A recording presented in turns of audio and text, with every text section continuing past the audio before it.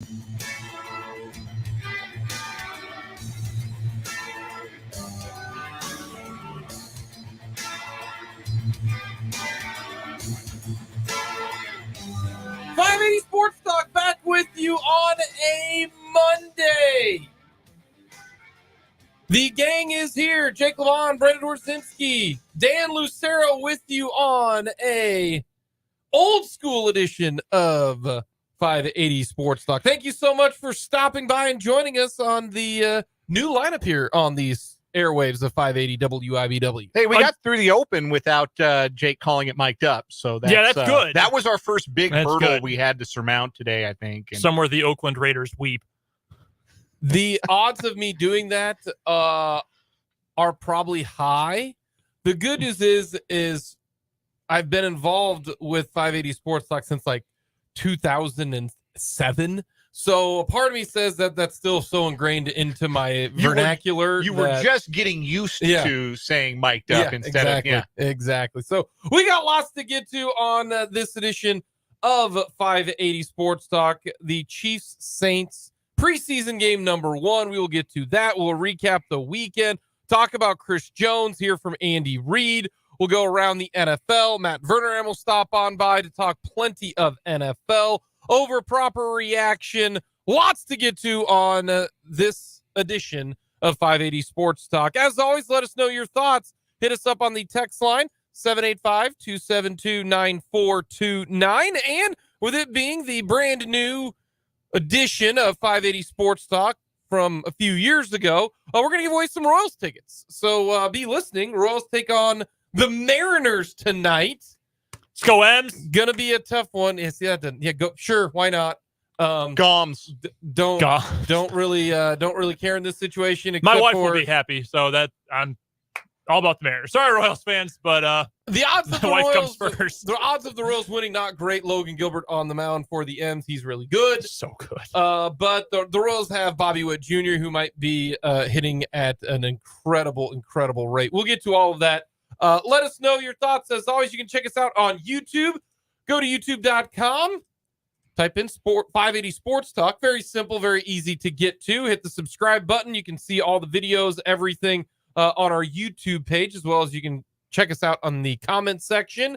So we will get to plenty of Chiefs discussion today, including Mitch Holthus coming up in the 5 o'clock hour. Mitchell G stopping by to talk all things Chiefs training camp, which the Chiefs end their training camp Thursday. Yeah. That's it. No more St. Joe. St. Joe, loved you for the amount of days that we had you there, but the Chiefs done with the training camp portion of it coming up on Thursday.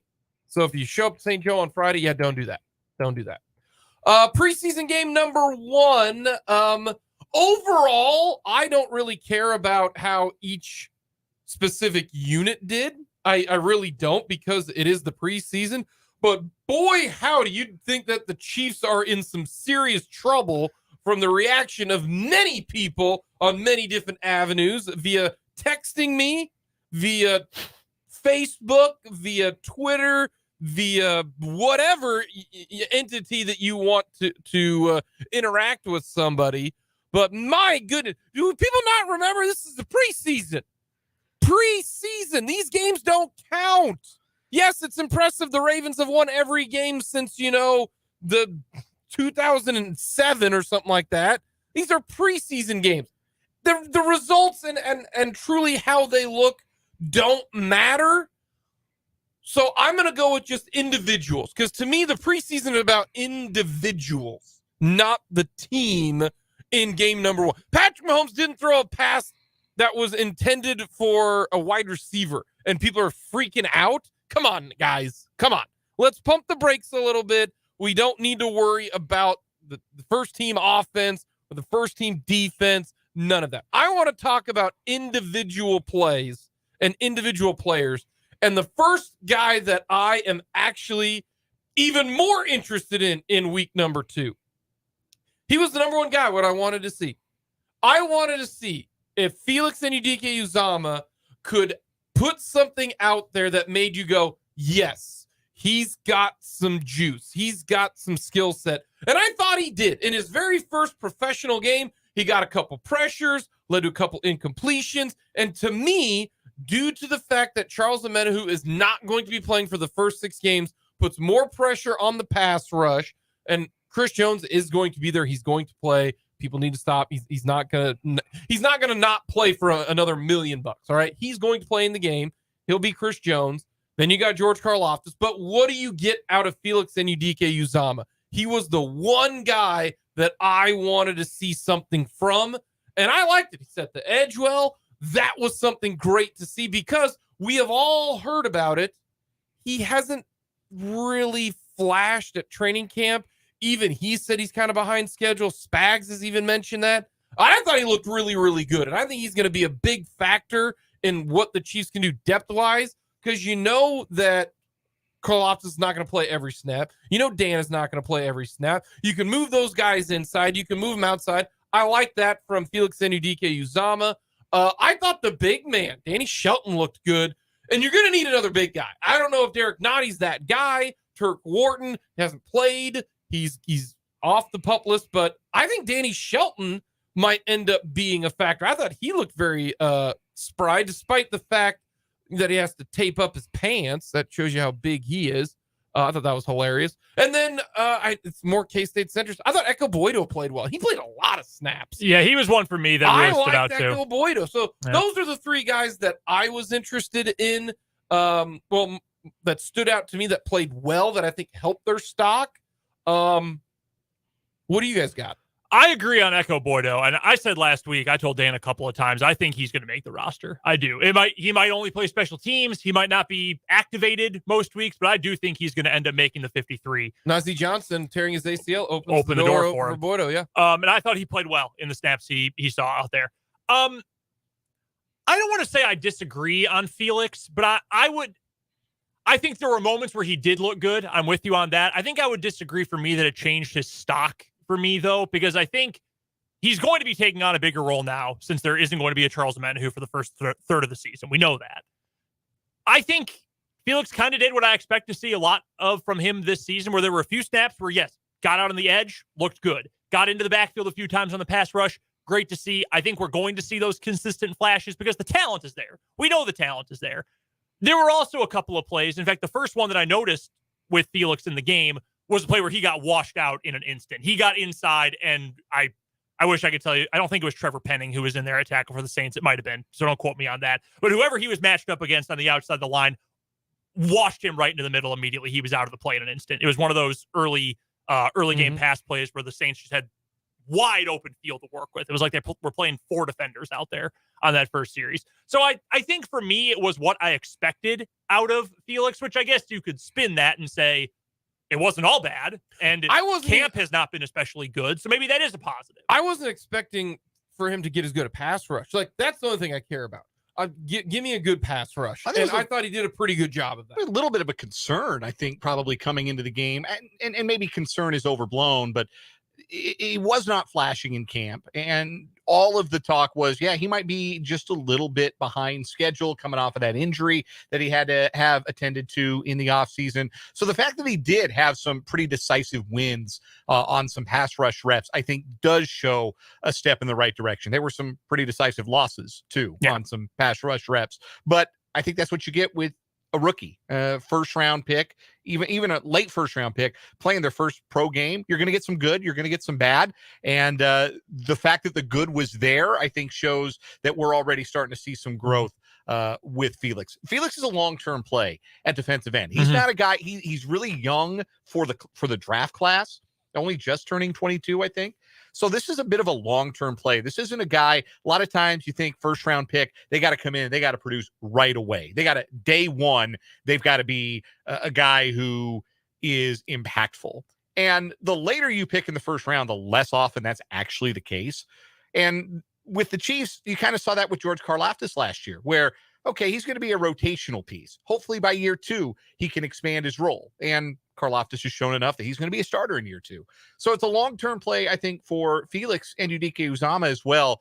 And so any steps forward, any growth, any positive showing that he had, I think you can take as a plus for him out of that first preseason game. Okay, so who else did you think looked good? So I did have another defensive player, and it's a guy who has flashed a lot at camp. Drew Tranquil, I thought really stood out.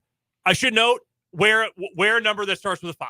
Do not wear 23 as a linebacker. It's stupid. This ain't high school, pal. This is the NFL. Wear a number that starts with a 5. Wear something in the 50s. I forgot you hate it. Go back to the old rules. I hate the new ones. I love the fact that Carlos Dunlap, when he does sign with the Chiefs, is going to wear 8 again. I am for that. I want Derek Nottie to wear the number 4. No, I can't. No. Yes, big guys wearing single-digit numbers rock. Yes, 100%. Severe disagree. Anyway, I'm with you on this. There are some numbers that don't look good on certain positions, like 23 for a linebacker. Yeah, that sucks. 24 for Sky Moore too. Sky, dude, like if Sky Moore wanted to wear 2 or 4, fine. Not 24. Yeah, 24 for a wide receiver or 27. Yeah, not a good look either. But like, yeah, I wish Danny Shelton were out there wearing number 1. Or like number 9. But I thought Tranquil looked great. He looks fast. He plays. I don't want this to sound like a criticism of Leo Chanel, but he, I think, played, and what we've seen from him and what we've heard about him in camp so far is the kind of player I think the Chiefs want Chanel to be, where it's so much more just go play football as opposed to kind of the read and react. It's just go. It's play fast. It's hit hard. Sometimes that does come back and bite you. Obviously, that's the nature of football. There are pros and cons to pretty much every play style. But I liked what we saw from Tranquil a lot, and I can understand why there was so much hype about him during camp so far. And then 2 guys who I dubbed as fringe receivers, but we've talked about both of them quite a bit. At least I know you and I have, Dan. Justin Ross, who is going to be in a battle for one of those last roster spots. Good to see him catch a touchdown. Thought he did some nice things. Nico Remigio. That is a name that other players have talked about. I don't know. Did I get it right? I get it 100% right? Remigio. Yeah, Remigio. Okay, good. Not Remigio. Yeah, I know he tweeted out how to pronounce it, so I want to make sure that I get that right. He was the leading receiver. And as we've gone over before, stats don't matter in the preseason, but it does matter that that's the guy who got the most targets. That's the guy who got the most receptions. That's the guy who made the most of those targets and receptions as well. And, I mean, you brought it up right after the draft. It was the Monday after the NFL draft. You said, hey, look at a couple of these undrafted guys the Chiefs signed. Deneric Prince, who's going to he's already on the team, essentially. And Remigio, who was awesome in college at Fresno State, playing alongside Jake Haener, who played for the Saints yesterday. And I would imagine he's probably more likely a practice squad candidate than a 53 candidate, but he might be playing well enough that you can't get him on the practice squad. You ready for this? That's what stood out to me. This is what the Chiefs have done with multiple wide receivers in the past. He's going to have an injury. You ready for this? Stash him on the IR? He's going to what did they do with Byron Pringle? Yeah. Stashed him on the IR. What did they do last year with Justin Ross? Stashed him on the IR. Matt Bushman, too. Bushman, I think, might make the team over Blake Bell. I really do think that. I think they like Bushman. But I think now, we still got, 2 more games. Still got a lot of practices. Oh, no. Ouch, ouch. My back. Oh, no. Ouch, ouch. My shoulder. I think Justin Ross is making this team. But this also maybe the Remigio, maybe they do. Maybe they put Tony on IR to start off the season, and then eventually you play a couple games. Someone's going to get dinged at the wide receiver spot, and then you can bring Ross back and another wide receiver goes. They're not going to let Remigio just go if he looks that good. They're not, because he'll get picked up off the practice squad. If anything, this showed you yesterday, the Chiefs are deep at a lot of spots because they got destroyed early on, down, was it 17-0? I didn't even pay attention to the score. Was it 17-0? 14. No, did it get to 17? I think it did get to 17. And then all of a sudden they retake the lead because I think the Chiefs' number 2s and 3s are going to be a lot better than most 2s and 3s in this situation. But that's my, you ready? That's my quiet conspiracy take is that, oh no, ouch, ouch. They keep him for next year. Who are your other guys? So I'm going to be real honest with you. About 12 minutes left in the second quarter, I thought about texting both of you guys and begging you to allow me to do something else with my afternoon. and not watch this football game. Second half, you could have done whatever you wanted. Well, I didn't watch the second half. The second half, they actually played with some energy. Like the first team for the Chiefs had a very obviously different energy than the first team of the Saints, who are coming off a bad year, didn't make the playoffs, brand new quarterback, lot to prove. The Chiefs are out there on that. We're just trying not to get hurt. We are going through the motions and trying not to get hurt. And the end result is they go down. Like, it was obvious. If you watched it, it was obvious. So the second and third teamers came out and they played with a little bit of life, and they were a little more fun to watch than the ones were yesterday. So two guys that stood out for me. Shamari Connor, the 4th round pick out of Virginia Tech. When he was drafted, reading the scouting reports, watching some of the clips, I didn't eat a bunch of Shamari Connor tape. I'm not going to lie and pretend I did, but I saw some highlights. And the player that I immediately thought of with the profile of Shamari Connor was L'Jarius Sneed. And that's why I think it's interesting. The first thing Shamari Connor did that really drew some attention was get a sack. L'Jarius Sneed, he's been one of the best corner blitzers in the NFL basically since he took the field under Steve Spagnuolo. And I think Shamari Connor is a similar kind of player, and maybe over the long haul has a similar kind of impact as L'Jarius Sneed, especially as Sneed, A, deals with injury, and B, enters the final year of his contract without much talk about an extension moving forward. So Shamari Connor is one, I think, to keep an eye on and play the long game a little bit. The other guy I could not figure out for the life of me because I was only half paying attention for a while, and the audio on the 65 TPT TV broadcast was a little intermittent at times. It would get a little staticky, and so I kind of, my ears perked up, my eyebrows raised, and I said, why are they talking about the former emperor of Ethiopia, Haile Selassie? Why are they talking about the progenitor of Rastafarianism? Like, why does he keep coming up? That's actually Khalif Halassi, who had a highlight reel interception. That's a great pick at one point. This is a former Oregon Duck, former Independence Community College Pirate, and former Western Kentucky Hilltopper, who's actually signed by the Jets as an undrafted free agent and then cut by the Jets. The Chiefs have brought him into camp. And we keep saying it. The Chiefs get a lot of benefit of the doubt when it comes to those third day and undrafted defensive backs. They've got a secret sauce. Identifying those guys, developing those guys. Halassi looked really good. And now with Nick Jones being on the shelf for a bit, suffering multiple fractured fingers, which sounds just awful. Ouch. Like that doesn't sound like a fun injury to suffer. They're going to be a playing time opportunity in these final 2 preseason games.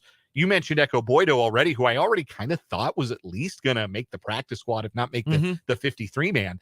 Now, Halassi, I think, has a chance too, because he showed not just the ability, the ball skills with the interception that he had, but also I thought showed that he can make some tackles on the perimeter as well, which is a pretty valuable skill. So that was a guy, I'm going to tell you, I had never heard of him in my life before yesterday afternoon, and now I'm a little intrigued. That's what the preseason does. Yeah, if you're a big Pac-12 After Dark guy, you probably remember and heard of his name. All right, concerns after the first preseason game. The QB sneak short yardage situation. The preseason, I get, this is where you work on stuff, okay? This is where you can do things because they don't matter. They really, really don't. But you want to know what I would have rather seen? Hand the ball off to Deneric Prince and see what he can get on a short yardage play. Just run ISO up the middle, run a stretch play, run, pull a guard. Why are we trying to do the QB sneak when you know what's going to happen? There's a great breakdown of it. Blake Bell just had no clue. He rushed everything. The Saints had like 8 dudes on the right side of the line, and he just ran right into him. Like, that was terrible. And also, the one thing I want my backup quarterback to do is not throw up, Jay Cutler, well, let's see how this works balls, right? The very first interception of the game, Shane Buechele just literally threw it to a guy and was like, I hope this works. I hope this works. Like, that's the one thing I cannot stand now. He threw a touchdown pass later. I don't need him to do the razzle dazzle. What your job is when you come in there, not to turn it over. So all I want is you to make the smart throw or throw it away. And that was the one decision where that's it. That's all you have to do. Don't turn it over if you're the backup quarterback for the Chiefs. That's it. I don't want you to do any. That's why Chad Henne was so good. It was, hey, we're not going to lose this game when I'm in here. Okay, we might not win it because I might not do enough, But I know I'm going to throw it to Kelsey on a quick out route. I'm going to do this. I'm going to really use the offense. And then here's Shane Buechele in his first interception, literally threw it to two guys covered, and it got easily picked off. And it was a terrible pass. That's the one thing I cannot stand for a backup quarterback for the Chiefs. Don't be throwing up, Phillip Rivers' late career. Let's see what happens, balls. Not a fan of that. Yeah, I know there's still 2 weeks left, but I think Blaine Gabbert not only has the inside track, I think he's got about a 3 furlong lead at this point in the race for backup quarterback. Very sad. Chris Oladipon's probably not going to win that job. I was thinking, dang, he's actually been all right. And then he threw an interception to a defensive lineman with a minute left in a one-score game. Why was that the play call? Like, what exactly were they doing? You want to know how important results in the preseason are. They didn't run nothing like 4-minute offense. They were just out there running plays. Yep. They were bored playing Madden. Yeah. That's what that game was. It's like, all right, I've been playing for like 45 minutes. It's late in the fourth. Like I'm kind of done, but I got to finish the game, so I saved my stats. That's what that was yesterday. Yeah. So yeah, if anything, that helped Blaine Gabbert win the backup job. The only thing for me, and Dan, you're right. I mean, the energy was just different for the starters. I mean, I don't really think there was a whole lot of care in how they were playing. But I will say, even to that degree, it really did feel like the Saints were playing 11 on 8. Like every play they ran on that opening drive, dudes were wide open. Yeah. It was kind of like watching an Ohio State game against like, Toledo. I don't know. Yeah. Like there's no one covered. And all the defenders are just kind of in one big perimeter and everyone's just wide open. It felt like they were playing prevent. It kind of did. So I'm not. Prevent injuries. Yeah. Well, I mean, hey, there's value. The preseason prevent. Yeah. Hey, so far, that's a win. So yeah, I mean that's the only thing. But that'd be much more concerning if this was week 1 of the regular season than the preseason. But like maybe playing a little bit tighter coverage would be nice to see. I tried like hell to come up with something to be concerned about. Nick Jones's injury is a bummer for him, especially because they talked about him on the TV broadcast as somebody who's had a really nice camp and was going to get a lot of snaps. But the way Andy Reid describes the injury is there might need to be more than just splint it, tape it, and get it back out there for these finger fractures. So it might be a few weeks for Nick Jones, which is a bummer, but again, opens up the doors for guys like Boydo and Halasi.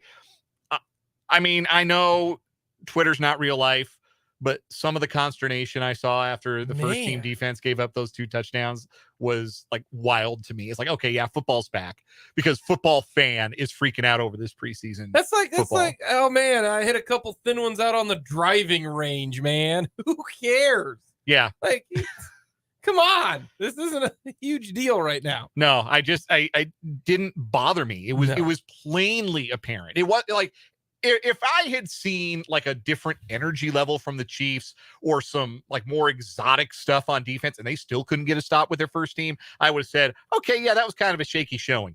4-man rush, shell coverage, just play and prevent, essentially. It really was what it felt like. And we're very obviously out there just trying not to get hurt. And if that's your energy, then fine. Like I'm not gonna complain about that. You know, save your energy for the Lions September 7th. Coming up next, we'll get to a look at what Andy Reid had to say post-game. We'll recap the weekend with the good, the bad, and the ugly. A lot to get to here on this edition of 580 Sports Talk.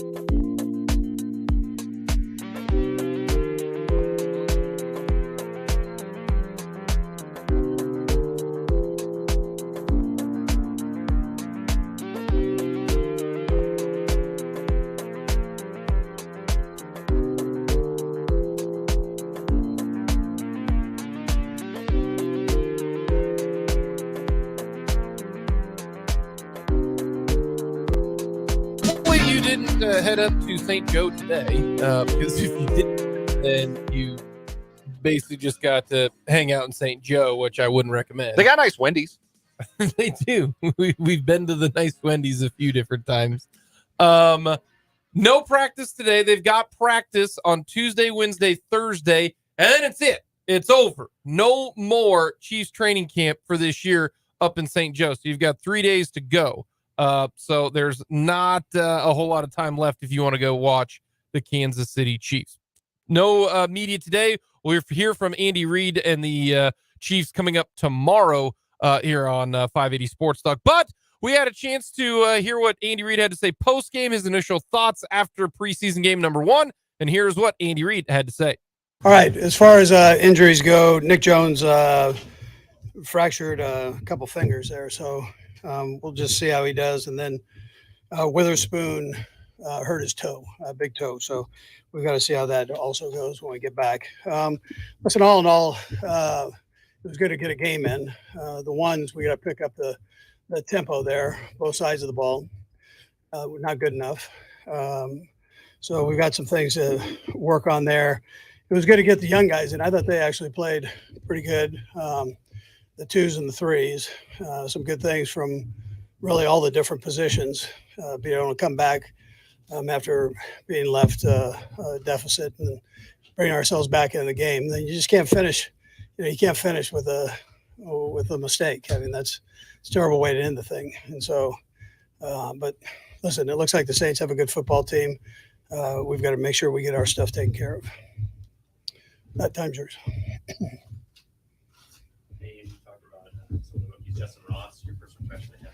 Yeah, before I comment, I want to take a look at the tape. But in general, I thought the guys did a decent job in there. I know he had the touchdown, and that was a good play. That play, but as a whole, I've got to see all the work that he did. Yeah, no, that's a good part of the story, and he came out healthy, right? So that's a positive thing.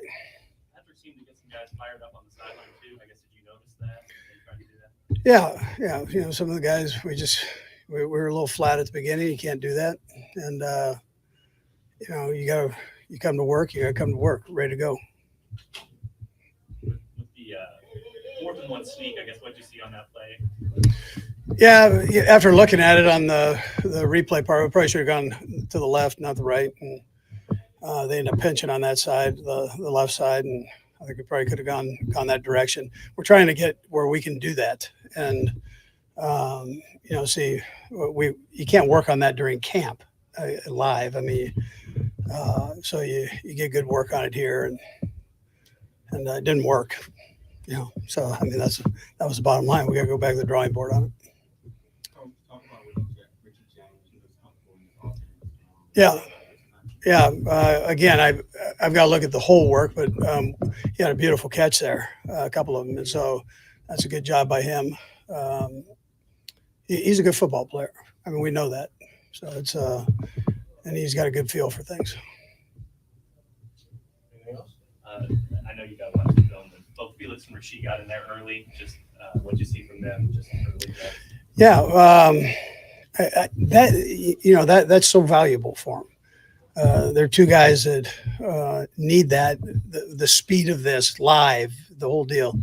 And then not just a handful of reps, but putting a number of series together there. And so I think that was good for both of them. And again, I've got to evaluate it off of the tape that we look at. I mean, there are going to be some corrections, but I thought for the most part, they held their own and did a decent job there. But I'll take a peek at that. You mentioned Nick Jones. I know it's really early, but do you have any idea on the severity of that? Yeah, I don't.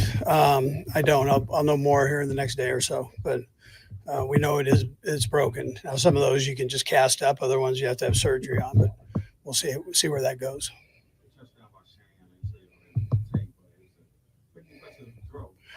Yeah, well, it was a good escape. Yeah, that escape was good, and then the throw was good, and the catch was good. So all around, that was a pretty good play. I'm glad he had a chance to get one in the end zone there. All right. All right, good. Yep. There you go, Andy Reid.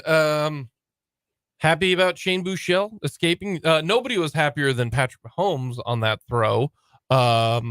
maybe even more so than Shane Buechele, which is kind of nice. Yeah. The $500 million guy is excited for the former Texas Longhorn. Not just excited for that play, but also disappointed when Oladipo threw that interception at the end. They show the bench reaction. Mahomes put his hands over his head, the universal sign of, oh no. Like, the MVS is like, oh no. Yeah, that was pretty good. So it just shows how close Mahomes is with that group of guys. And it stood out because sometimes you're not all that invested in how the guys behind you are doing. There are some teams where, the first team does their work and they're not real invested in the second team, and certainly not real invested in the fourth string guys. Yeah. But this Chiefs team's invested in those guys. That's culture. That's a winning culture. That starts with your coaches, certainly, but it also starts with your best players. Coming up next, we're going to get to a look at the weekend that a lot actually went down this past weekend, which is kind of odd. But we got a lot to get to with the good, the bad, and the ugly here on 580 Sports Talk. Breadbasket Farmers Market is dedicated.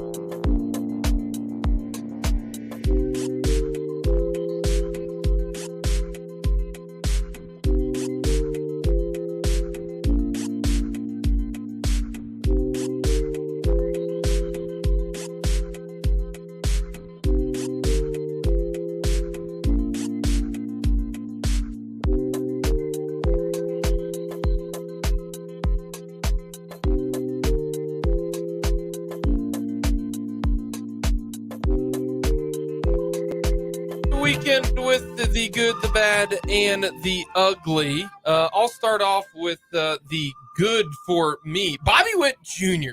My goodness, his August is even better than his July, which was better than his June. In 11 games, he's already got 3 homers, hitting over 350. Fun fact, his last 60 games, he's hitting 314, on base of 355, and a slug over 60 games of 536. Bob Witt Jr. Playing very well. Thank you for using his adult name. He's playing like an adult because that's been impressive what he's done. This is 60 games of where he's at elite stuff for a shortstop. He has gone from Bobby to Bob, and once he becomes an all-star, we will have to refer to him as Robert. I'll call him whatever he wants to. I will call him Bob. That's he's been great though. 2 multi-hit games in a row. Man. He's been red hot. Good stuff. I'm surprised you've been paying attention to the Royals. I thought your whole thing was, I don't watch the Royals anymore. I don't watch the Royals a whole lot, but I was watching them. Was it Friday night? And he had a great game. Royals won. Bobby Baseballs can't miss, man. He's legit, man. He's worth the price of admission, which for a 38-win team, you don't have a lot of things that are. No. But he certainly is. The good for me, I got to go to the NHRA Heartland Nationals this weekend. Friday night, I went with our good pal Larry Latimer. He was the coach. Everything I know about the NHRA, I now know from him and Rick Peterson.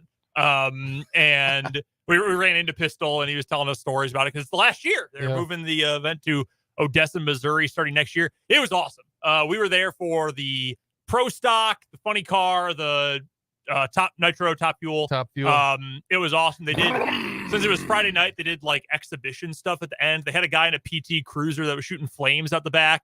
And I was like, I think most PT Cruisers do that once you hit about 80,000 miles. And then there was a jet car as well. Like, it sounded like a plane taking off. It was wild. With the actual jet engine in the back? Yeah. Those are so cool. Yeah, it was wild. Yeah. But it was cool. You were right. And you advised me to have the earplugs out for just one. And so you can feel it in your heart. So I was led to believe, I don't know if I'm this is telling you, man, from movies or TV shows or what. I was led to believe that when the 3 yellow lights come on, they count down. It's 1, 2, 3, green. No, all 3 yellow lights come on at once. So I was not quite ready. And then, so I was talking to Lat, and then and it went off, and I could feel it in my ribs a little bit. Yeah. My ears definitely got a little tinnitus after that, but no, it was fun. It was a blast, and it was a really good time out there. It's sad it's leaving. It is a bummer. It is a I am bummer. now extremely sad that it is gone because I would go every year if I could. No, it's a fun deal because you can watch them work on the cars. Like if you're a gearhead and you love that kind of stuff, you can even talk to them. Like the mechanic who's working on the engine, you can be like, hey man, what's that Johnson rod doing over there? I mean, I don't know what's going on, but like it's really cool. It's a bummer that things have not transpired well over there, and that stinks because Odessa, Missouri is what little east of KC. Little east of KC, right? But the sound that those things make is just incredible. Yeah, it's crazy. It was a good time though. Good for me from the weekend. European club soccer is back. And I say that is good, not respective of one result or another from the weekend or one match or another from the weekend, but because I quite enjoy waking up on Saturday morning and pouring myself a cup of coffee and watching a soccer match from a country I've never been to. Usually it's England. Sometimes it's Spain. Other times it's Germany. Often it's the Netherlands because Dutch club soccer, that's like me playing FIFA. Man, those guys don't defend at all. It's all speed and hell-bent for leather toward the goal. Okay. But it is something I enjoy doing a great deal on my weekend mornings, and its return also is a sign that the fall is coming, which means that football is coming. So it was good to get back in the swing of things and have a couple of hot cups of Joe while watching Liverpool-Chelsea yesterday morning. Who won? 1-1 draw. Okay. My 2 top things on my sports fan bucket list involve soccer, and I'm going to scratch one of those off coming up in 2026. I am going to a World Cup match. I don't care who it is. I'm going to Arrowhead, and I don't care if it is Bosnia and Herzegovina taking on, like Uruguay. I don't care. I'm going to one of them. Sure. Okay. Even if the tickets are so expensive, I have to go by myself. Okay. I'm going. The next thing on my bucket list, and Brendan has been to England, is go to a Premier League game. I want to go to a Premier League, and it doesn't matter. It could be, West Ham. Do that to me. No. Uncalled for. Flag. That's 15. It could be West Ham versus Nottingham Forest, or Fulham versus, the Queen's Park Rangers ever make it back. I just want to go to a Premier League game. Preferably one of the big ones. Sure. To hear and get the feel for it. Yeah. But I want to go to one of those, man, because experience the game day atmosphere. Yeah. It's high on my list too. Yeah, for I sure. want to do that. My bad. The Broncos O-line. They're still bad. Real bad. Like terrible bad. Yeah. What a shame. You hate to see that. I do. It's my bad. There's they Michael are bad. Glinchey No, that's fair. didn't help anything apparently. The bad for me. So this weekend, K-State held its, I don't know if they were calling it a surplus sale or merch sale. They had a sale at the athletic complex that tons of people went to. If you didn't go, I saw pictures on the Go Power Cat board. And the line like wrapped around veneer. It was the entire length at one point of Bill Snyder Family Stadium from end to end. Tons of people went to the point where they had to go one in, one out after a while. And apparently there was a ton of stuff, ton of cool stuff. I love those. I went to the KU one last year. Really cool stuff. There is a report of a gentleman, and I know this because people across all of my social media have been talking about this. There was one single gentleman who bought 87 jerseys for $4,300 there. That's a lot of money. He bought 87 jerseys. Does he have his own football team he's trying to outfit?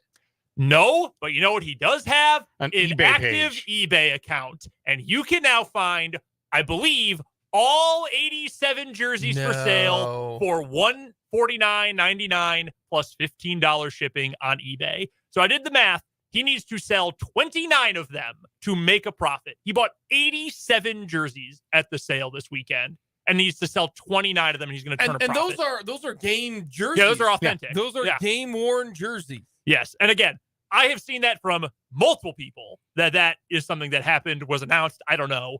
But yeah, that sucks. Did you know that your brother-in-law was, into K-State sports? I don't have a brother-in-law, but otherwise, it would, that's a bad look. So not necessarily a bad look for K-State, bad look for that guy, but maybe a limit, maybe a purchasing limit in the future is a good idea. My bad for the weekend, man. Even I'm feeling a little sad for Adam Wainwright. That it is not ending well for one of the best pitchers of his generation. I don't think he's a Hall of Famer or anything like that, but certainly a Cardinals Hall of Famer. He's going to make their club Hall of Fame, and he's 2 wins shy of 200. And man, doesn't look like he's going to get there. He can't get anybody out right now. It is the end for Adam Wainwright. He gave up 8 runs in an inning and 2/3 against the Royals on Friday night. You could tell Denny Matthews actively felt sorry for him, which is an accomplishment because he's been the voice of the Royals for the entire history of the club. For him to feel pity towards the St. Louis Cardinal was strange, but it was very obvious that he did. And even I'm starting to. I mean, they're about the same age. I can understand the sympathy. Here's the thing. I can understand why you would have the sympathy for him because he's 2 wins away. I get all of that. I don't get that for a Cardinal, though. No, I understand, but he should have retired. He does. Yachty. He also seems like a genuinely good dude. decent human being as well. So you feel bad for him on a personal level. The ugly I've got, I'll try to do it justice in this short a time span. Boy, man, the movie that took the entire country by storm about 15 years ago, The Blind Side, with good old Sandy Bullock. The Michael Oher situation. If you want to read some stuff, holy smokes, it was not as all sunshine and roses and, happiness for the Michael Oher situation that we saw on The Blind Side. Michael Oher paints a completely different picture with what went down when he was young and with the movie and all of that, to the point where it almost makes you rethink your opinion on the movie. Not Sandra Bullock and her, portrayal, because very nice, but the whole situation, holy cow. What do you mean by nice, Jake? She looked good in that movie. I ain't gonna shy away from that. No argument here. Sandy Bullock. Look, but the whole situation, not good. Yeah, that was my ugly too. Not good. We're talking conservatorship, and they took a bunch of.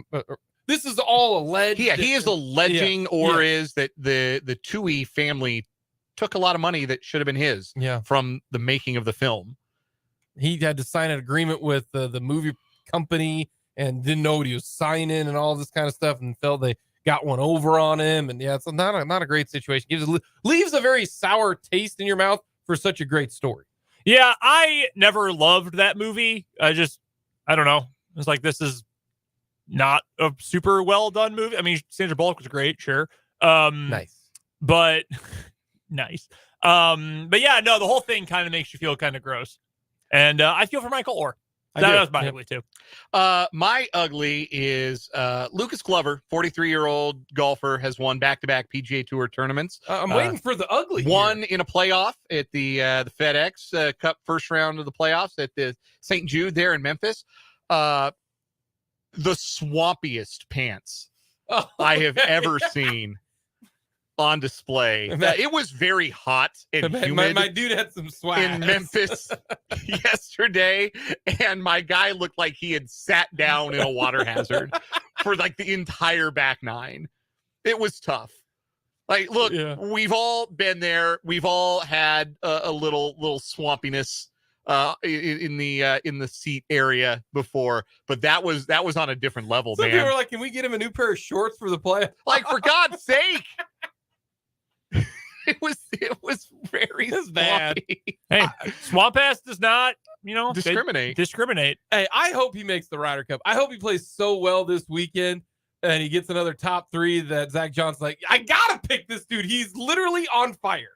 I hope that happens. Yeah, he could have, if he'd been on fire, he could have doused it very quickly with the contents of his pants.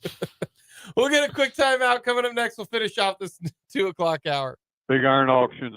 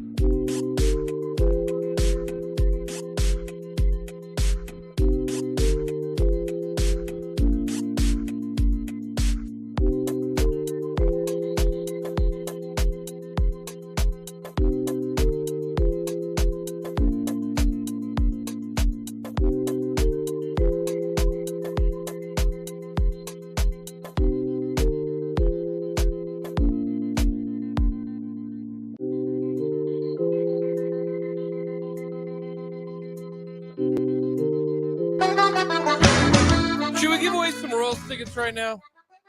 Restart of the throwback 580 Sports Talk. Let's do it. Sure, I'm all for it. Alrighty, caller number what? 4, sure. Caller number 4, because that's the number that Danny Shelton should wear. 785-272-9429. Very simple, very easy. Caller number 4, you get 2 tickets or 4 tickets. Kind of depends on where you want to sit and what game do you want to go to. Royals in action tonight, taking on the Mariners. Brady Singer, Logan Gilbert, great pitching That's a good matchup, to be honest with you. Yeah, Singer's been excellent since the All-Star break, really even maybe before that. But caller number 4, you get tickets to your game of your choice to the Kansas City Royals. Here's the best part about going to the Royals game now, right? The weather. It's not like stupid. It's going to be stupid hot here in the month of August. And maybe the best time is like this homestand right here or the one coming up at the end of August, I believe.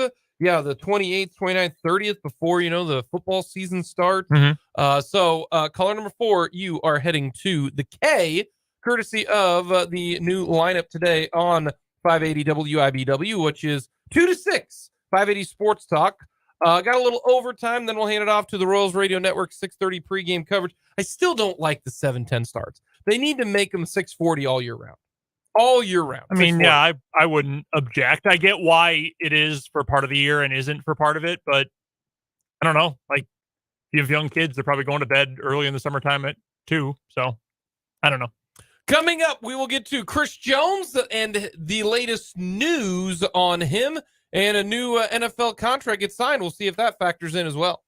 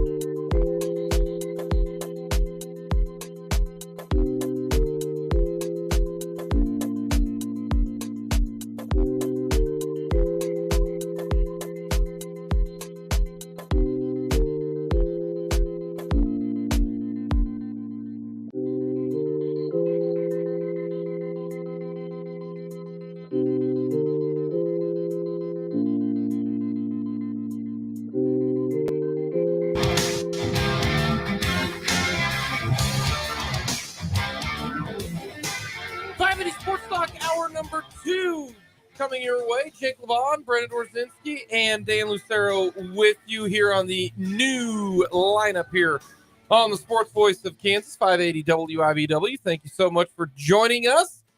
We got lots to get to until Royals baseball tonight, 6:30, 7:10 first pitch with the Royals Radio Network pregame coverage at 6:30.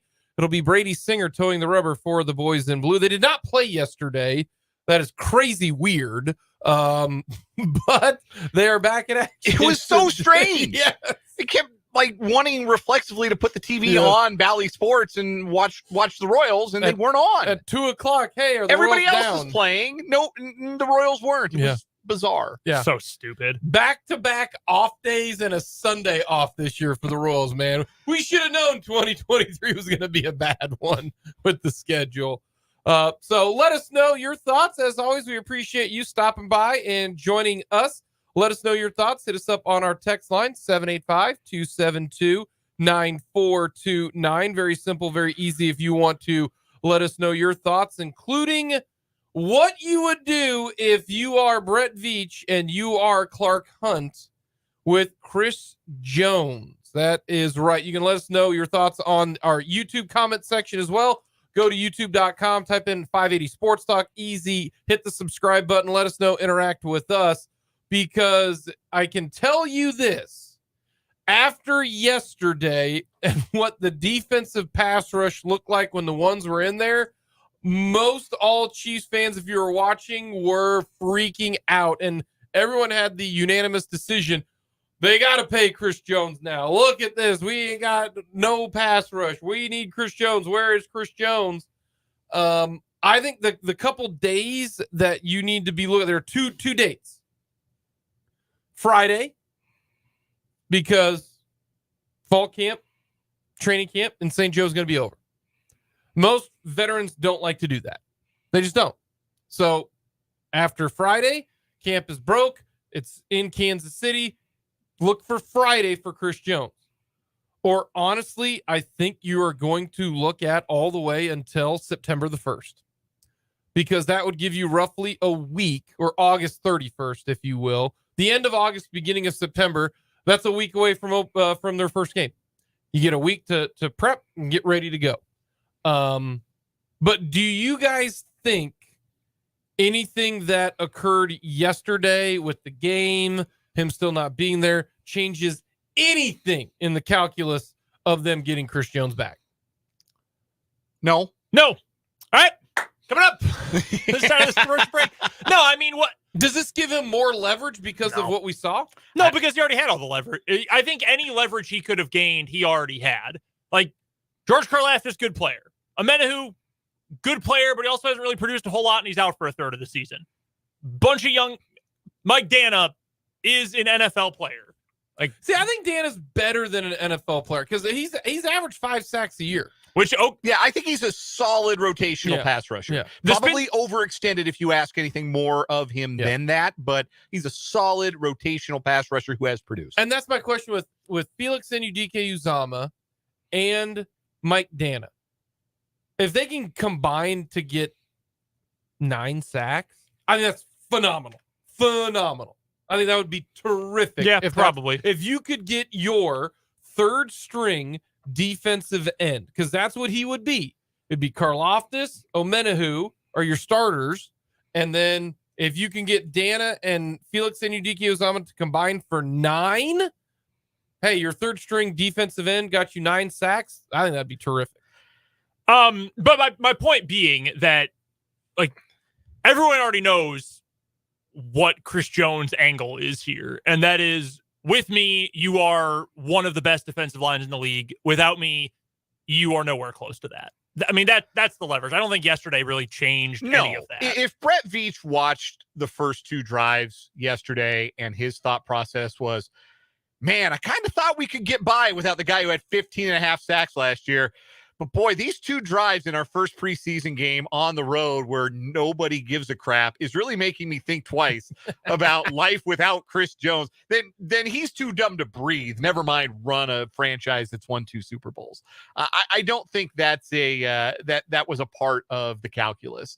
I think very much that the value of Chris Jones is well known. How, to what degree yesterday underscored that is, I guess, up to your particular perception of what that was you watched yesterday and how important you think that is to you. But Chris Jones's value didn't change yesterday. He's still the second best interior defensive lineman in the NFL. The Chiefs want to pay him accordingly. Jones would like to be paid a lot closer to what the best interior lineman in the NFL makes. That's the gap that they need to bridge. Zach Martin, the Cowboys holdout, got a deal done today. Does that have any kind of timeline reference significance with Chris Jones? Like, hey, this is when you're going to start seeing, there's reports that Josh Jacobs is going to sign his franchise tender with the Raiders. Like, do you think now this is when all of these guys are going to start showing up and signing their deals? Because he has to show up. He has to play. Otherwise, this year does not accrue for him. So, like, that's, to me, that it's not this year that I'm worried about. It's not. He is going to play this year. If he doesn't, so I'm not worried about 2023. I'm worried about 24 when I still think he's got a lot of juice left in the tank, obviously. That is more so. And they've got to do something because they have no cap space. They literally have $300,000 in cap space right now. There's only really about two other moves that you can make to clear out some space right now for the Chiefs. That is, redo Mahomes' deal again, or, go up to Kelsey or to Tooney, or I'm trying to think of who else. You already signed Juwan Taylor. I mean, there's not a whole lot of other ways that you can do it. Mm-hmm. Something has to happen here within the next 2 weeks because they don't even have enough cap space to put guys on the practice squad. Like, something has to be done. And I think if you see the Mahomes extension or push the money here to, turn it into a signing bonus and switch it, then that means no deal is coming with Chris Jones. But any Zach Martin signing, do you think this is okay? Martin, this is when he's going to get back in camp. All right, Jones, he's going to start showing up back in camp. How do you think this works? I mean, maybe it's a sign that these guys who are holding out are going to show up. But again, if we're already assuming, and I know you do, I know you do, believe he is one way or the other going to play this year, then I don't really know how much that means because he's not there right now, but we think he's going to play. If he shows up sometime this week, okay, well, he's obviously going to play. But if there's no deal done, I don't really think anything functionally changes at that point. And I can't imagine a move at a different position makes this any easier because I think you could just as easily look at, the Chiefs could say, hey, look, the Cowboys got this deal done with their superstar offensive lineman, and he's so important to their success. Why don't we try to come to an agreement here? And Chris Jones can say, okay, that's great for Zach Martin, offensive guard for the Dallas Cowboys. I'm Chris Jones, defensive tackle of the Kansas City Chiefs. I want my $30 million, and if you're not going to give it to me, then enjoy seeing me wearing, Texans blue next year. I'm going to keep trolling you on Twitter, and we'll see how much you enjoy that. He did tweet out for the first time in 4 days. Chris Jones tweeted out, "Ain't nobody safe!" Exclamation point. I think Chris Jones is truly trolling. Like, he, to me, is a guy who is going to just say whatever he wants because he knows you're going to react to him. Not you, but you, the general you. He has long been, willing more than most to engage the kind of Twitter shenanigans that are usually left to, the real posters out there. I think this is just more of the same. I think reading into anything that comes from him on not just Twitter, but the other one, Instagram, the one with the pictures. Instagram. He doesn't have an Instagram I don't account. have an Instagram account. This is correct. He doesn't have Facegram or Instabook. Yeah, or I any don't of do those. the InstaFace. You know me. But Big fan of Snapbook. So I wouldn't lend any grains of salt to anything that Chris Jones is posting. He's doing it to let people know he's still around, and maybe this amuses him. I mean, for the most part, that's why trolls do what they do. It is amusing to them. Perhaps it is amusing to Chris Jones to put something like "Ain't Nobody Safe" out there and see people react thinking, oh, the mayor of Sack Nation is back, and to see people saying, oh man, he's gonna get cut. Because you could read it both ways, like if you really wanted to. The interesting thing, I think, for me with Chris Jones, who is going to play this season entirely at age 29. He'll be 30 next year. 2024, he'll be 30. I think one way or the other, he's going to get a big-time payday. Either it's this year with the Chiefs, or God only knows what's going to happen next year if he doesn't sign a deal this training camp. What does the market look like for him at 30 years old? 30. How? Because in theory, like, 1 year probably isn't going to make that much of a difference, and he's still going to be a great player wherever he ends up being. But that's not how teams operate. I mean, that's not how the Chiefs operate, right? Mm-hmm. The Chiefs operate in, oh, you are a draft pick, but you are 21 years and 4 days old. Nope, sorry, 4 years over the threshold, 21 years old on the dot only. We cannot draft you. Oh, you're a safety who turned 28 years old. Sorry, you may as well be dead. Get out of my face. Like, that is how the Chiefs have operated building this roster, especially on defense. Mm-hmm. So, aside from trading for Melvin Ingram, because they couldn't sign him in the first place, and a late signing of Carlos Dunlap, the Chiefs do not want old dudes on this roster, or on the defensive roster for the most part. Now, Chris Jones is different. Literally, he is different. He is that good. He is that talented of a player. So maybe they make if it takes another year to get something done, maybe they make an exception. But I do wonder how different the market looks for him if he doesn't get something done until next year. Maybe not at all, and which is, a potentially fair outcome. And I think there are some teams out there that are willing to spend. I have right in front of me the salary cap tracker for all 32 teams for next year. The Patriots have $81 million in open cap space next year. Bill Belichick, after Tom Brady left, has gone nuts spending in free agency. Even for an older player, he would go get Chris Jones. The Bears have another $70 million. How do they still have so much cap space available? They have $70+ million available next year. They would go get Chris Jones. They would give Chris Jones more money than he would know what to do. Let me ask you both this, okay? But not every team would. Chris Jones, this upcoming year, ends up with 10 sacks, misses 4 games. Does he still think he's going to get Aaron Donald money next year?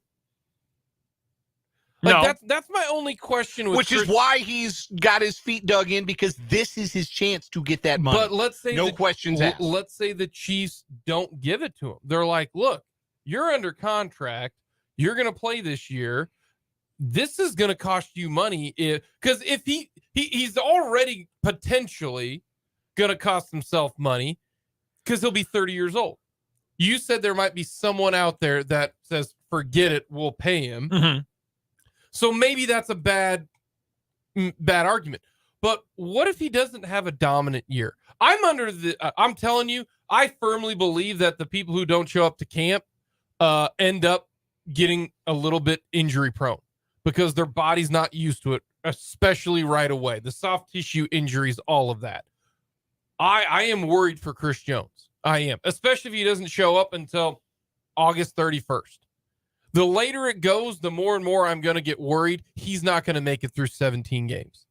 And if you don't make it through 17 games, it's hard to accumulate those big sack numbers, which help you get your big time payday. If he only ends up playing in 13 games and has 8 sacks, adios $30 million a year. And then the Chiefs got problems. That's beyond a Chris Jones problem. What I'm saying. That's a Chiefs problem if he is only moderately productive. Do you think that's because of his age, or do you think it's just because of the raw numbers? And the reason I ask is because if you go back to the last time he got a big contract going into 2020, he only played 13 games the year before. And he only had 9 sacks. He didn't get to double-digit sacks that year. Now, it is different because going into that year, he was only he's still going to 26. He's still going to get paid. He won't get Aaron Donald money. But does he want Aaron Donald money?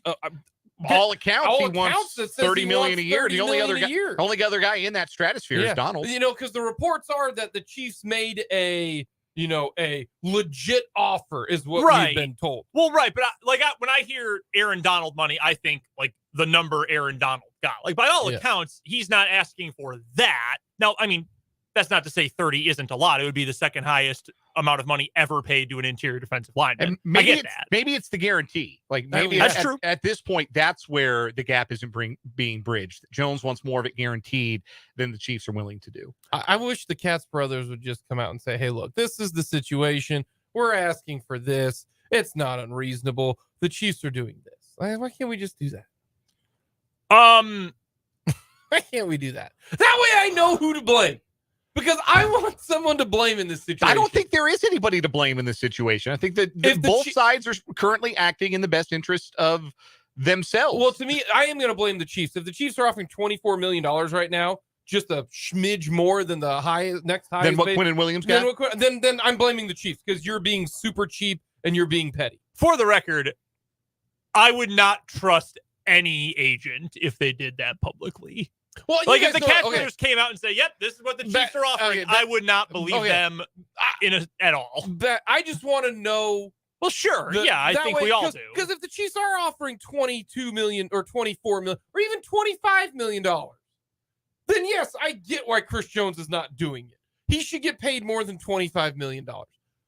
If Chris Jones is wanting $31 million, then I would say to Chris Jones, "You're the one being You're not even a top 2 defensive player of the year finalist. You're number 3. You've only had double-digit sacks in your career twice. You've missed games a whole lot. Like, you're not 30. Aaron Donald is one of the 5 greatest defensive players in the history of the NFL. And that is not a hot take, in my opinion. Okay? The guys who jump out to me right away are like Reggie White, Aaron Donald, like, those are the 2 greatest defensive linemen in the history of the NFL. When it comes to defensive tackles, there's Mean Joe Green and there's Aaron Donald, and then there's everyone else. So that's why I do think there is, who is not doing, good faith right now. That's what I wonder. Coming up next, we'll get to around the NFL, first week of preseason games in the books, and we'll talk with Matt Verderame. We all have an image of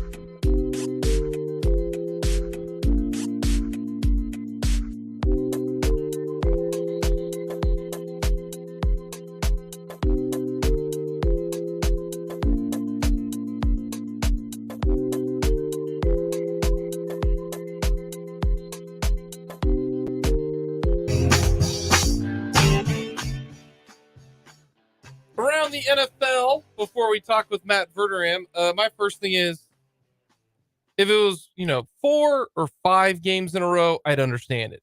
But now I'm starting to think that the Baltimore Ravens have some type of hex on everybody. The fact that they haven't lost a preseason game since 2016. That's incredible. That's incredible. I saw a tweet the other day. It was one of those engagement farming tweets where they just try to get as many replies and quote tweets as possible. And it was, what is a modern day sports record that will never be broken? This will never happen again. In NFL history, this streak will never happen again. It's crazy. Yeah. It's pretty dumb, really. No, but it's amazing. If you're Baltimore, you got to keep this thing going. I mean, you don't, but I would like for you to. I mean, it'd be funny. It's terrific. It is terrific is what it is. I shout out to them for trying really hard. That's my preseason takeaway number 1. The Ravens never lose. Yeah, it's kind of unbelievable. No. I haven't made a comment about this on Twitter because I don't want a bunch of weirdos to bother me. I feel like my big takeaway is that no sports fan actually wants to have an honest conversation. Sports fans just want to have their own ego stroked and their own previous conceptions to be justified. And I say that because I know a lot of Bears fans. And their quarterback, Justin Fields, threw 3 passes this week. He went 3 for 3 for 129 yards and 2 touchdowns. Do you know how many air yards he threw for? Like 8. Yeah. He threw like 2 screen passes. Yeah, a screen pass that he threw behind his receiver. His receiver just happened to be DJ Moore, who's awesome. 3 for 3 for 129. That's real ball right there. That's like if you're running the veer. Yeah, really. That's like a good day for Navy. Everyone who hates the Chiefs should be hating what's going on right now because everyone's like, Mahomes isn't that great. He's got Andy Reid and he just throws short passes and they do yards after the catch. Well, yeah, but then like after someone says that, you are like, so how was 3rd grade today? So, I mean, it's not really worth the time. But no, Justin Fields threw 3 passes. None of them went more than 3 yards in the air. And now Bears fans are like, we told you the offense was going to be better. Look, I don't care about your offense. I care about seeing if Justin Fields is worth a damn. And that was not proven to me. I have no idea if he is or not. And if you're like, ooh, what about Jordan Love? Jordan Love had the worst incomplete pass of any player in the NFL this week. He also had a couple nice passes. Luke Musgrave this was next gen stats, said 10 yards between him and the closest defender on a 3rd down play on Thursday night. And Jordan Love threw the ball about 8 feet over his head. Like he had it was the worst incompletion of any player in the NFL. That's tough. He had a nice touchdown too, so I'll take it. No, that was my one thing I took away. Chill out, Bears fans. My big takeaway is that, and this may be stunning to some, but a running back who was good enough to light the Big 12 on fire in the last 3 years, that stuff translates to the NFL too. Deuce Vaughn, 8 touches, 50 yards, touchdown in his Cowboy debut. I'm not here to tell you he's going to take Tony Pollard's job, but this is an NFL player. And we all knew it watching him at Kansas State the last 3 years. I don't care if he's 4'5". The stuff he does, the quickness, the agility, the toughness, the way he makes people miss in tight spaces, you can't teach that stuff. And of course that's going to translate, even as the defenders get bigger and faster. That stuff translates. That stuff carries over. And I understand the scouting industrial complex that leads a player like that to get drafted in the 5th round of the draft. It's not just a running back thing. It's he's 5'5", 5'6" thing. Like if he'd been 6 feet tall with the same level of production and the same CV from his college career, he goes day 2 of the draft. No question about it. But yeah, he's going to be an NFL player and he's going to be one for a long time. It's why you can't just believe testing numbers. Like if you're scouting just based on the combine, you're missing so much. Russell Wilson had 1 good pass. When the safety fell down? He had 1 good pass on 4th down. The Broncos offensive line is terrible. I said this to you, Dan, and to Fulton. I go, I'm going to give Russell Wilson and the Broncos this year. I am, because last year was an absolute disaster with everything that went down. everything was bad. They allowed Russ to have his own room and quarterback coach in there, KU legend Jake Heaps. I'm going to give the Broncos this year. But if Russ is bad this year with Sean Payton, with everything, it's over. It's over. Well, here's the thing about that. It's not over because next year he's got $85 million. No. I'm talking about like in terms of I'm not going to give him another he's bad. Like I still think you're talking about benefit of the doubt. Yeah. We looked up his numbers. He's on the Broncos through 25. All right. If not longer. Yeah. He's there. Right. They're stuck with him. I'm just talking about on the field. He is who he is. Well, he is who he is. Traditionally, if he thinks this year. Traditionally, quarterbacks get better after they turn 35 years old. So I'm sure he'll be fine. That was not great though. It really, really wasn't. Anthony Richardson is huge, by the way. Yeah, big dude. Oh, very big. Maybe not great at playing quarterback. That's all stuff we knew. Yeah, I think with him, it was a lot of the stuff that we sort of expected. I can't even. That one pick CJ Stroud threw, we talked about that last week. That was pretty bad, but also their line is stinky. And I can't say anything about what Bryce Young did. It wouldn't be fair. It's impossible. There was no protection whatsoever being offered to Bryce Young. They had a couple starters out there. Carolina did. A couple guys who were injured. If their offensive line is anything like that this year, man, you got to come up with a phantom injury because holy cow, it might get ugly fast. Coming up next, Matt Verderame joins us to talk all things NFL.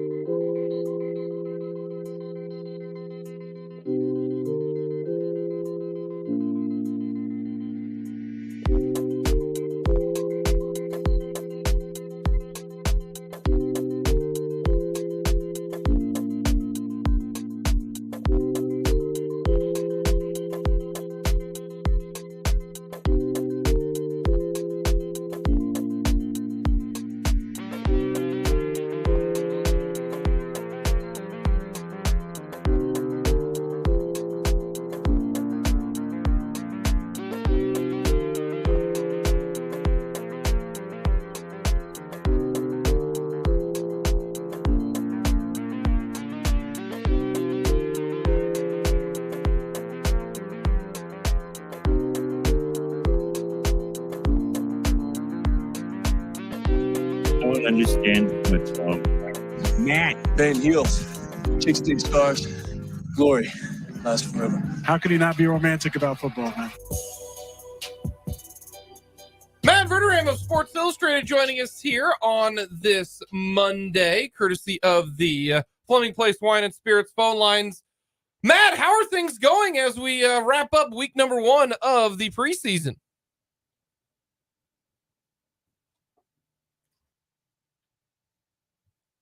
Having a little technical difficulties that we will get Matt on here in just a second as we will figure this thing out. Matt, I'll ask that one more time as we got her figured out. How's life after week number 1 of the preseason? We're good. We're good. We're good.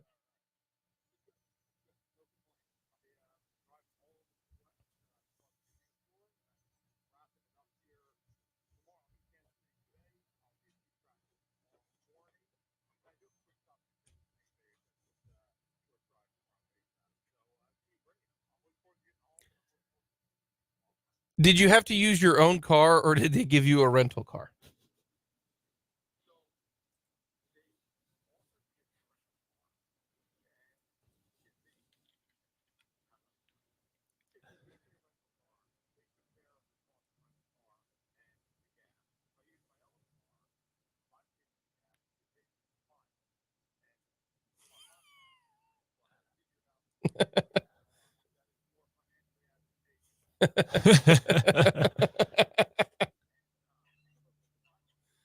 There we go. All righty. Big takeaway for you after week number 1 of the preseason. What stands out to you most?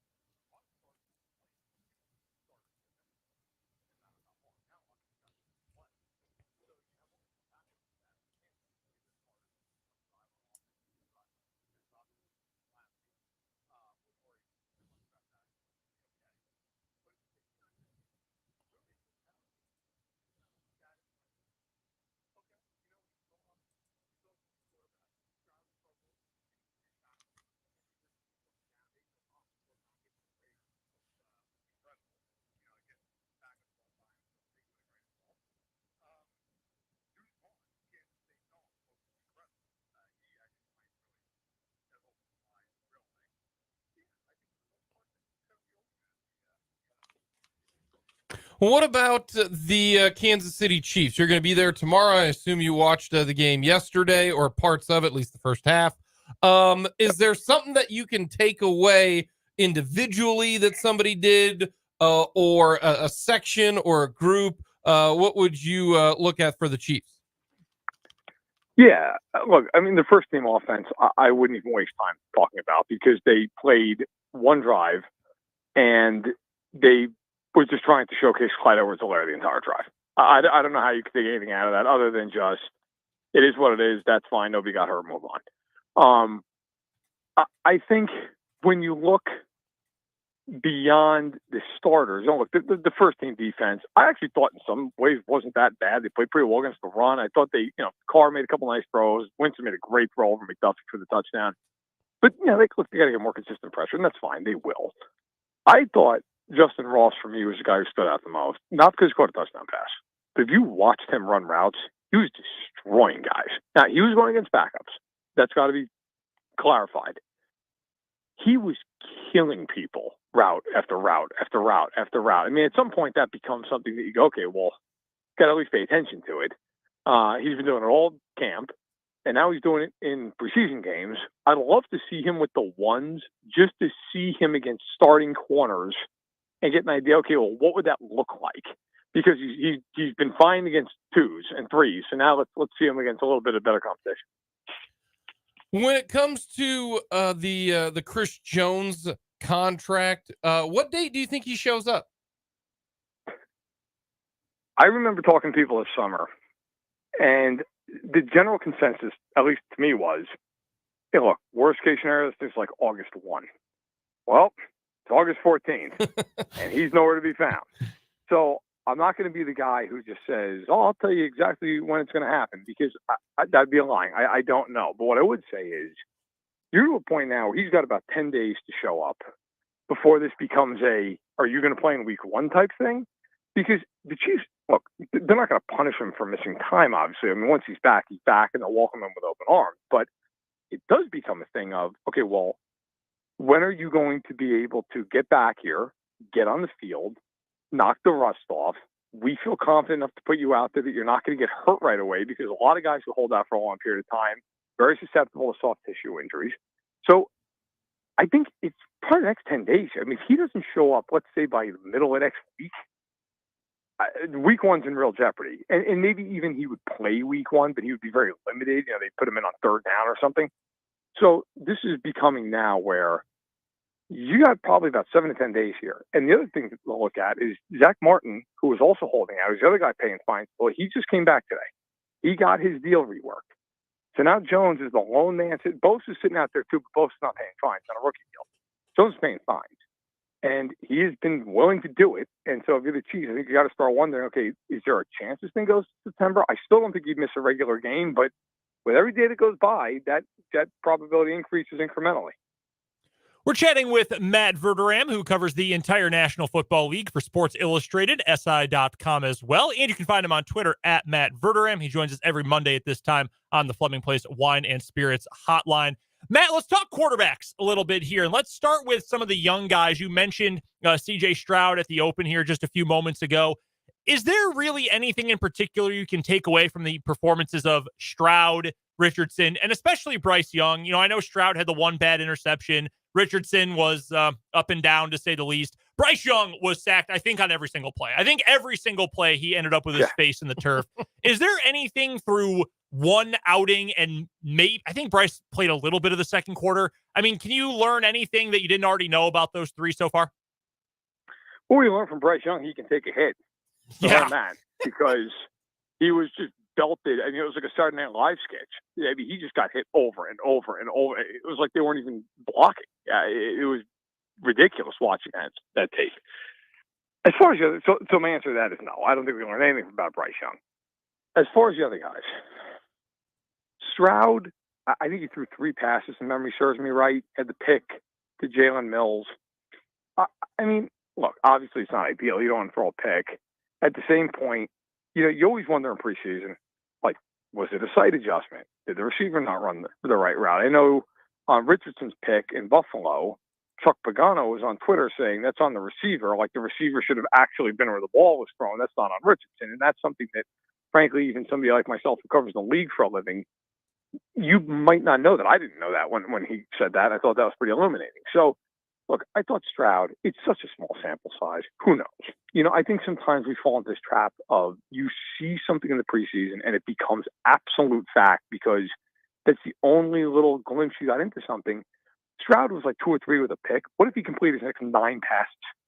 You know, so I don't know. Richardson, I thought, showed you some major ability. And I've been at Colts camp.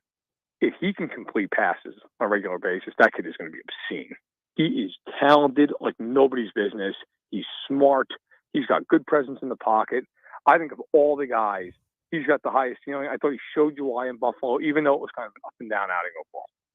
A couple of quarterbacks who have a lot to prove this year, and I know you are quite familiar with both of them, Justin Fields and Jordan Love. Love, I thought, had a couple of throws that looked pretty good. I thought the touchdown to Romeo Doubs was nice. He also had what I called about 20 minutes ago the worst incompletion of any player in the NFL this weekend when he missed Luke Musgrave on a wide-open third-down crosser. But I thought he was, for the most part, pretty promising. Justin Fields had 129 passing yards on 3 attempts and a grand total of like 8 air yards.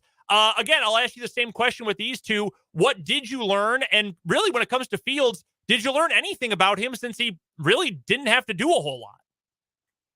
So with Fields actually, to correct you, had -8 air yards. Oh, great. On 3 attempts. and went for 129 yards and 2 touchdowns.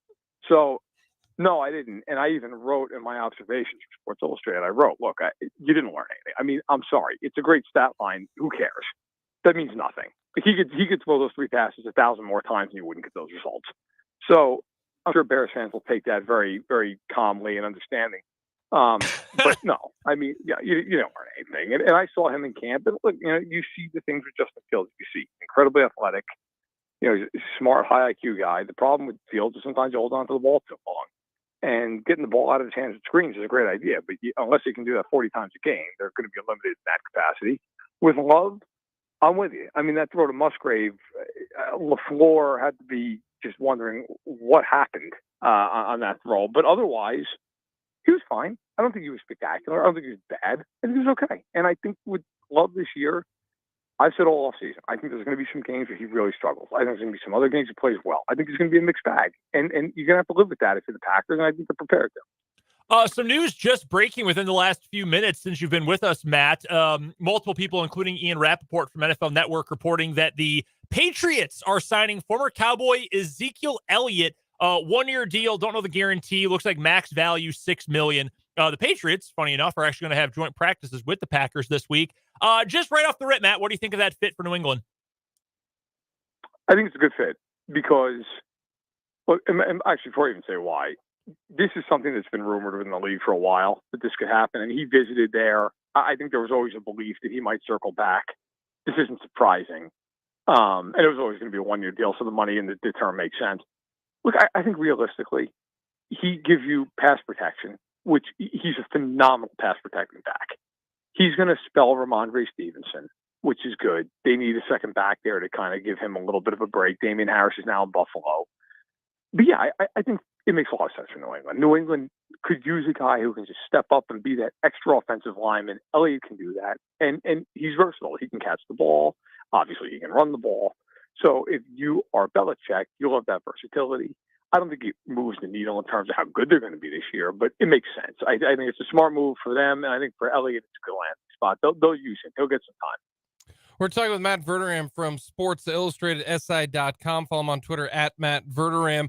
All right, I said this even 2-3 weeks ago. I'm going to give Russell Wilson this year because it's, last year was just a casserole of nonsense with everything involved. This year he's got Sean Payton. This year it's another year in Denver. He's got his team, the main guys he's throwing to all back. If he isn't good this year, or we're throwing in the book, he is now, he's the VCR. He's old, he's washed, he's no longer any use whatsoever.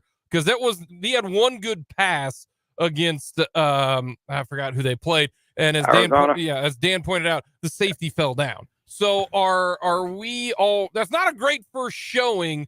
I get it's the preseason, but maybe there's some, every situation is different. How do you view Russell Wilson?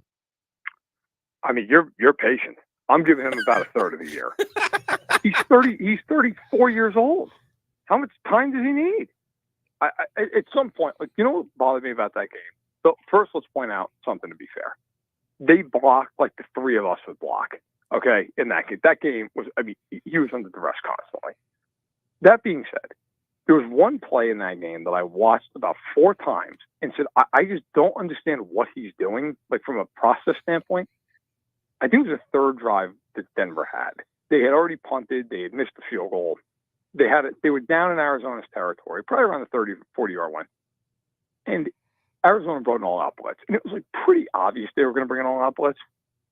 And yet, with cover 0, he's got the tight end, I think it was Troutman, coming across his face, right in his line of vision. And Troutman is, by NFL standards, wide open, like a good couple of steps open. And Wilson, instead of just throwing it to him, which would have been a first down, it was like 3rd and 7, would have been a first down. Instead of throwing it to him, just blindly whales the ball into the end zone as far as he can and almost gets intercepted. Ball ends up landing incomplete, and then they missed another field goal.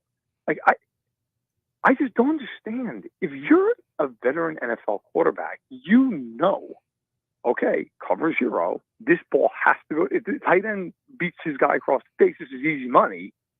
And he didn't even look at him. And the guy's right in front of him. And this is stuff that, he's gotten a pass for because now all of a sudden everything's Nathaniel Hackett's fault. Look, Nathaniel Hackett was awful. No one's arguing that. Nathaniel Hackett's not the reason that Russell Wilson couldn't complete a pass last year. That's on Russell Wilson.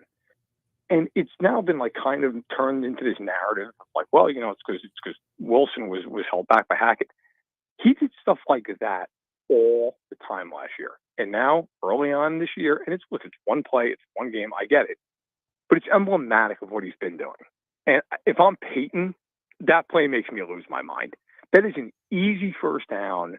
And if he breaks a tackle there, that might even be more than that. That might be 20, 30 yards. And instead, it's almost an interception. And now you've got to kick a really long field goal. All righty. Explain to me how the Ravens never lose a preseason game. The Ravens apparently care about the preseason like most teams care about the postseason. But to their credit, like they don't. It's not like they leave starters out there for 3 quarters. It's unexplainable. I don't know. It's one of the great mysteries in the world at the moment. I don't know why they've won 24 in a row. Obviously, some of it's luck, some of it's happenstance, but it is incredible. I mean, they just keep. At this point, I almost feel like they're committed to it. Like they just have to try to keep winning. Like if they're down this weekend by 6 with 2 minutes left, I want to see Lamar in the game. I want to see them just going. Yes. You know. Yes. It's fantastic. All right. Last thing we got. You're going to be in St. Joe tomorrow for the Chiefs training camp and their practice. Yeah. What are you wanting to find out? What are you wanting to see, learn, observe with the Chiefs? Well, I'm scheduled. I guess a little breaking news as far as I'm concerned. I'm scheduled to speak with Nick Bolton after practice, and I'm going to be talking with him. And I'm very curious to see. I mean, this is now. He's become a veteran. It's his 3rd year in the defense. He is the quarterback of the defense. And with every year that goes by, he's older than more and more guys on this defense. And he's been in the scheme and the structure more and more. I'm very curious to see what he plans to do for an encore in a year that he was phenomenal in the Super Bowl. He had 180 tackles to set a team record. And now he's extension eligible after this year. So, what are his goals? What's his mindset? But beyond that, I'm just really curious to see the receivers. They went from a team that had all kinds of questions, and not say they don't have some questions still, but now they're a team that it's like, can they keep 9 receivers? What are they going to do? How are they going to call these guys? I'm very curious to see with them, what does it look like now? If they had a preseason game, this is going to be the first practice since. Does anything change with the way that they're rotating in these receivers? I'm very curious to see how these guys fit in and if they keep rolling the same way or if they change it up a little bit. Matt, as always, we appreciate the time. Have yourself a fun time in St. Joe. Safe travels back to your home base and then up to Green Bay. We appreciate the time. Thanks a lot, guys. Take care. Matt Verderame, Sports Illustrated, SI.com. Good stuff from Matt, as always. And I'm glad he and I feel the same way about Bears fans. We feel good. I always feel good when I can, our guests agree with me. That was nice. I'm curious what Nick Bolton has to tell him. Yeah. He's got I don't want to say this is like a make or break year for him because it's not, but I'm kind of curious what year 2 of being like the quarterback of the defense Green dot is like. If there's more growth or if he is already finished product or what. I'm curious how Bolton's feeling. Trajectory's pointing up. If nothing else, he's going to get a lot more attention this year because I think he's on the national radar as one of the best young off-ball linebackers in the league. Coming up in the 4:00 hour, overreaction, proper reaction for the NFL. And we will get to what is wrong with you. A lot more to get to on this edition of 580 Sports Talk.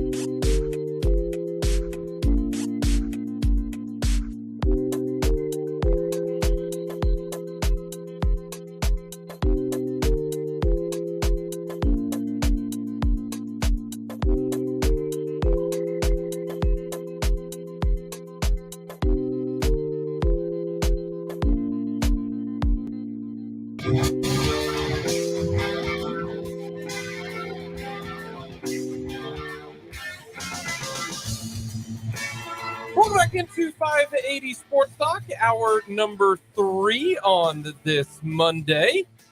The new lineup for 580 WIBW. Hopefully you've enjoyed it. We've got myself, Jake Vaughn, Brandon Dorzinski, Dan Lucero, all back in the saddle here on 580 Sports Talk. Love to get your thoughts going into preseason week number 2 of the NFL. We will get to a little bit more of the college side of things coming up later this week. As always, let us know your thoughts on our YouTube page. Subscribe to it. Go to 580 Sports Talk on YouTube. Go to youtube.com, search in 580 Sports Talk. That's 580 Sports Talk. So simple, so easy for you to get in touch with us. We've got What Is Wrong With You coming up. Little Royals talk as well here on this hour of 580 Sports Talk. Royals baseball coming up tonight. 6:30 pregame coverage, 7:10 first pitch for the Kansas City Royals. But right now, we're going to start with the over proper reaction right now. You've got a tune for this, don't you? We're melding and mixing and matching the two programs.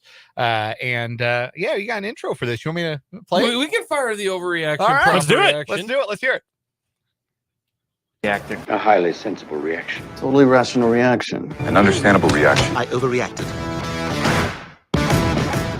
Overreaction, proper reaction. I miss Fulton. Kickoff returns will be fair caught after no one returns any big ones in the regular or in the preseason. What was the start of the question? Kickoff returns are going to be fair caught. We're not going to see hardly any kickoff returns because everybody sucks at them right now. Severe overreaction. Yes. Severe. I'm not talking about like book smart level or like the neutrons that are firing in your head in most areas of life.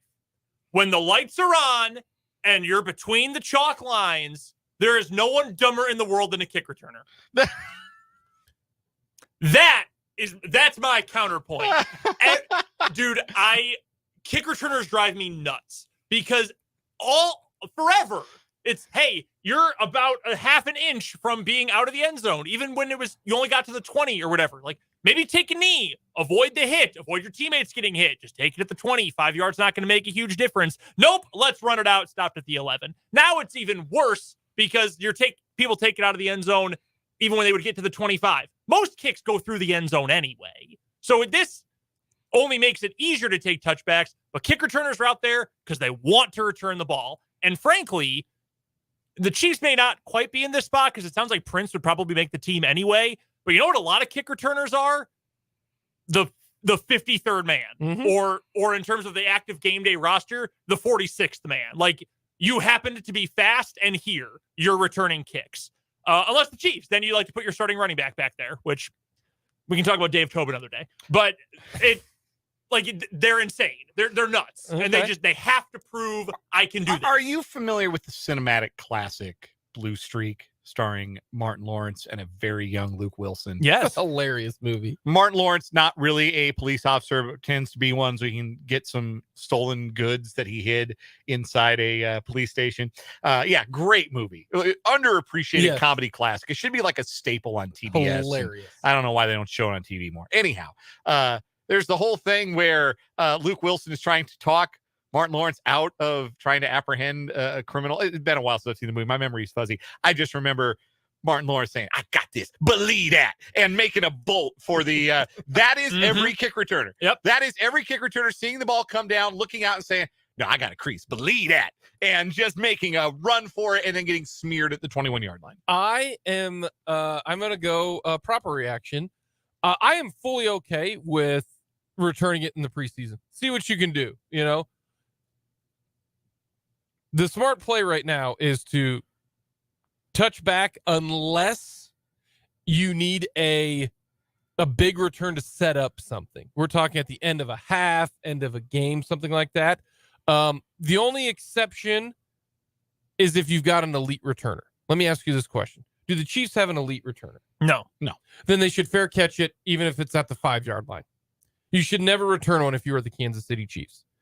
They just don't do it well anymore. And if I am Dave Tobe, I tell Deneric Prince, you can return it unless I tell you to. I think you're going to, I don't think you're, I think this is the preseason and maybe I'm going to be real bad on this, but I think coaches realize, because it happened yesterday, not a great return. Then penalty back at the 10-yard line. Why risk it? Start on the 25. Let Patrick Mahomes go 75 yards. You do not need to return it. And if I am Dave Tobe, coaches listen to their players, listen to their coach. If Dave Tobe says you will not return this thing, if you catch it at the 6, then you can return it. If you can put your feet at the 5, and if it goes past you, you ain't returning it. You are not returning it. How often, though, do we see special teams coordinators yelling at dudes on the sideline, though, for this? Then I would tell, forever. I would tell. This is also an Andy Reid decision too. Andy's going to say, "No, I don't want you to do this." Maybe you do, but then you say, hey, "Look, you want to be on this team? You better not return this." This is going to be, if you are indeed correct, and we see fewer kick returns, we see the kick return almost entirely phased out. They're going to have to fix that. Like, I understand. Oh, I hate this rule. I hate the rule. I understand that the kickoff inherently is one of the most dangerous plays in football. And if you're trying to make the game, quote unquote, safer, fewer kickoff returns go a ways towards doing that. But also, they're exciting plays too. And now that you don't have the wedge anymore, they are a little bit safer. The wedge has been outlawed. So if you really do start to see a lot of fair catches and almost no kick returns anymore, they're going to have to move the touchback back to the 20 and give a little bit more reward for a player that might choose to run it out, because then that return up to the 22-yard line, you're +2 instead of -3. There's a little bit more reward in it if you do decide to return the kick. They're going to have to balance the scales a little bit. Yeah, I don't like the rule, but I would not return it. I view it in the way that, the argument for the bigger bases and for changing the shift rules in baseball, right? What was it? More balls in play, more action, right? That's what we wanted. This takes away action from a football game, which already, if you're just talking about actual time spent playing football, is like 13 and a half minutes in a game, right? I'm going to get clowned for this because I always do. You know what? Football League has come up with a great modern alternative for the traditional kickoff. Don't say the CFL. Not the CFL. Oh. The XFL. But there's everybody. You guys are going to mention the Rouge. You want to put the Rouge in the NFL? I'm all ears. I'm quitting watching the kicker. football then. The kicker is the only one on the back half of the field, kicking it off from the tee. The returner waits in the end zone at the 5 or whatever. Everybody else, the other 20 players on the field, all are within 5 yards from each other on the ball end of the field. And then you disincentivize touchbacks with the kicker kicking the ball shorter. This is safer because you have fewer high-speed collisions because the blockers are already right on top of each other and they're all upright. It's not like linemen going head to head into each other. All the blockers are upright and there's no high-speed collision. You're already there. It keeps the kick return in the game. There is still the chance for big kickoff returns. In fact, long kickoff returns will probably all go for touchdowns because you get one hole, it's you and the kicker, and that's it. That keeps that fun play in the game, and you get less. Okay, let's kick it off, and it flies out of the end zone, and we just wasted 4 minutes. And then that's why the Chiefs have the true X factor. Justin Reed kicks off. Now you got another tackler. I'm not going to disagree with that. He kicked off last. He got like a 15-yard run up. Just kicked that son of a gun as hard as he possibly could. Into Scottsdale is where he kicked it. My first reaction for you guys, we actually talked about this a little bit in the 2:00 hour to lead the show. The backup quarterback battle is over. It's Blaine Gabbert's job. It's over. I think that's a proper reaction, but I also think that would have been a proper reaction the minute they signed Blaine Gabbert. I don't think they brought him in to have a contest or see if Shane Buechele could be better than Blaine Gabbert. The Chiefs understand the importance, really the necessity of having someone you can turn to off the bench with some live fire NFL experience who can execute a game plan, who can move you down the field. If the Chiefs did not have that piece on their roster in 2 of the last 3 years, did they go to the Super Bowl last year if Chad Henne doesn't engineer that 99-yard touchdown drive? Do they go to the Super Bowl the year that Patrick Mahomes is knocked out against Cleveland and Chad Henne has to rescue them in that game and keep their playoff run alive. What about Matt Moore in 19? Yeah, Matt Moore in 19. Did they go to the Super Bowl that year if Moore doesn't beat keep their Vikings that year? Yes. The Vikings were good. If he doesn't keep their season afloat, winning a couple of important regular season games and helping them keep the ship steady. Now, Joe Flacco was so bad in that Denver game where Mahomes got hurt that they could have run anybody out there quarterback and probably been fine. But that was the all-time bad Joe Flacco game. Yeah. That was also the best game I think Frank Clark ever had as a Chief. Didn't Reggie Ragland have 2 interceptions? Shout out Reggie Ragland. Shout out to Reggie Ragland. So the Chiefs, I think, have come to understand you are a team with Super Bowl aspirations. If you do not reach the Super Bowl, you feel at least a little bit disappointed every year that Patrick Mahomes is your quarterback. But you can't guarantee a player's health. You just can't. No matter who that player is, how durable they've proven to be, you can't guarantee their health. So you have to have cover at quarterback because the rest of the roster is built to go to the Super Bowl too. So you better have some actual veteran cover who's seen some live NFL snaps. And I think the Chiefs know that maybe better than any other team and value that. And Blaine Gabbert is the Chad Henne replacement, and Shane Buechele is going to be QB3 and modeling those sideline hats and clipboards. They can keep him now because the new emergency quarterback he's rule. still got to be on the 53, though. Is that an extra spot? No, it's a 53, but he can be inactive and then put into the game. Okay. I believe. You have to make the 53, and then he can be one of your inactives, Shane Buechele. Okay. And then if Gabbert and Mahomes both go down, even though he's inactive, he can get put up on the rock, or he can play.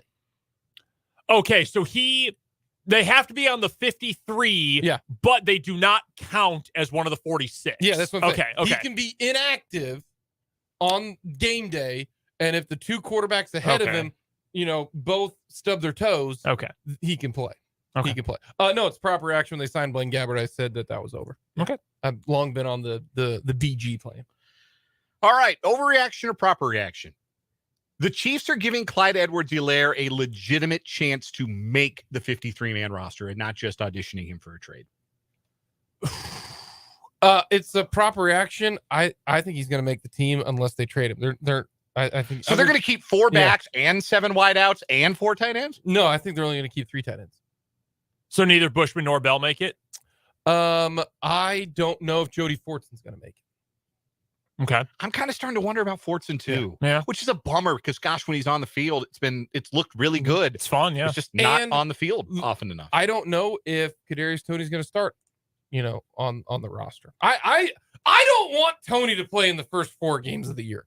I have come to conclude he's got only so many plays in him. So keep him healthy at the end of the year. Yeah, that's an interesting point because I feel like I see what you're saying totally, but I also think that his injuries are the kind that could happen at any point. So why not try to get as much of him as possible and, push the envelope every time? That's an interesting way to look at it. I will say overreaction. And the biggest reason why is sitting on the couch watching the game with my wife yesterday.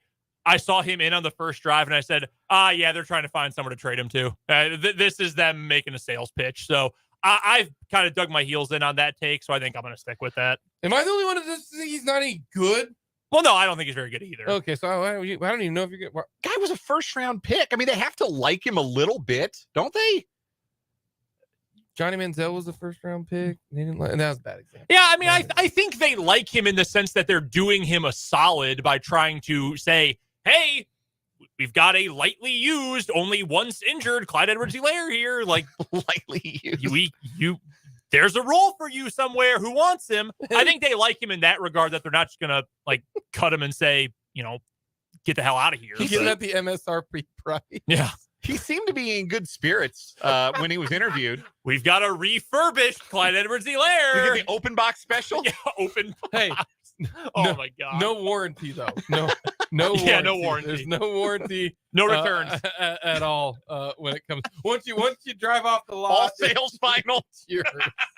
No warranty at all. That's unfortunate. Yeah. When it comes to that. My last one, you touched on it. Over proper action, Deuce Vaughn is going to be a impact player for the Cowboys. Depends on how you define impact. I think it's probably an overreaction to suggest he's going to get like high-end running back number 2 workload, but he is going to make the roster and he's going to have some highlights. I don't think there's any question about that. Yeah, I think that's a proper reaction. I think so. I'm proper reaction too. I think Deuce Vaughn is going to have he's going to, I didn't know if I needed to wait and see him. I think 3rd round, 4th round, 5th round was the proper place for Deuce Vaughn. I do. Yeah, I think I said I thought he could be a 3rd rounder. Yeah. So he slipped a little for me. So, but I needed to wait and see a little bit more, and I saw enough. He's going to make an impact. So Darren Sproles, since he's the natural comparison for Deuce Vaughn, in his rookie year, he appeared in 15 games for San Diego, but he only rushed the ball 8 times and caught 3 passes. He was mostly on the team to be their return guy. He was their punt and their kick return guy.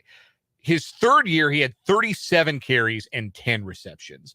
So let's say, let's put the number at do you think he gets more than 50 touches in the regular season? Yeah, I do.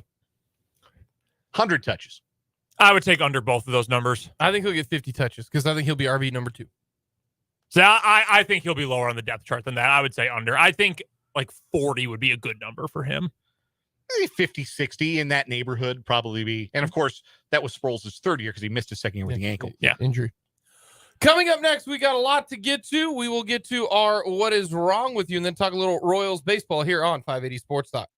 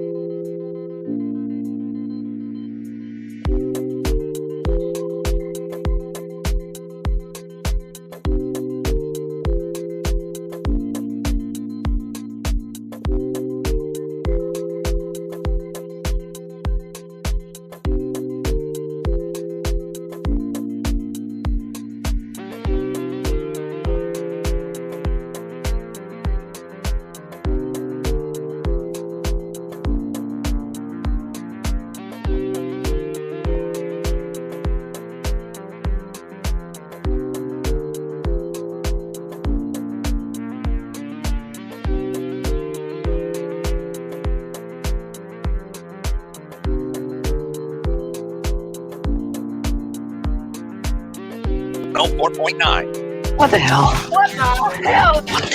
What the hell? What the hell?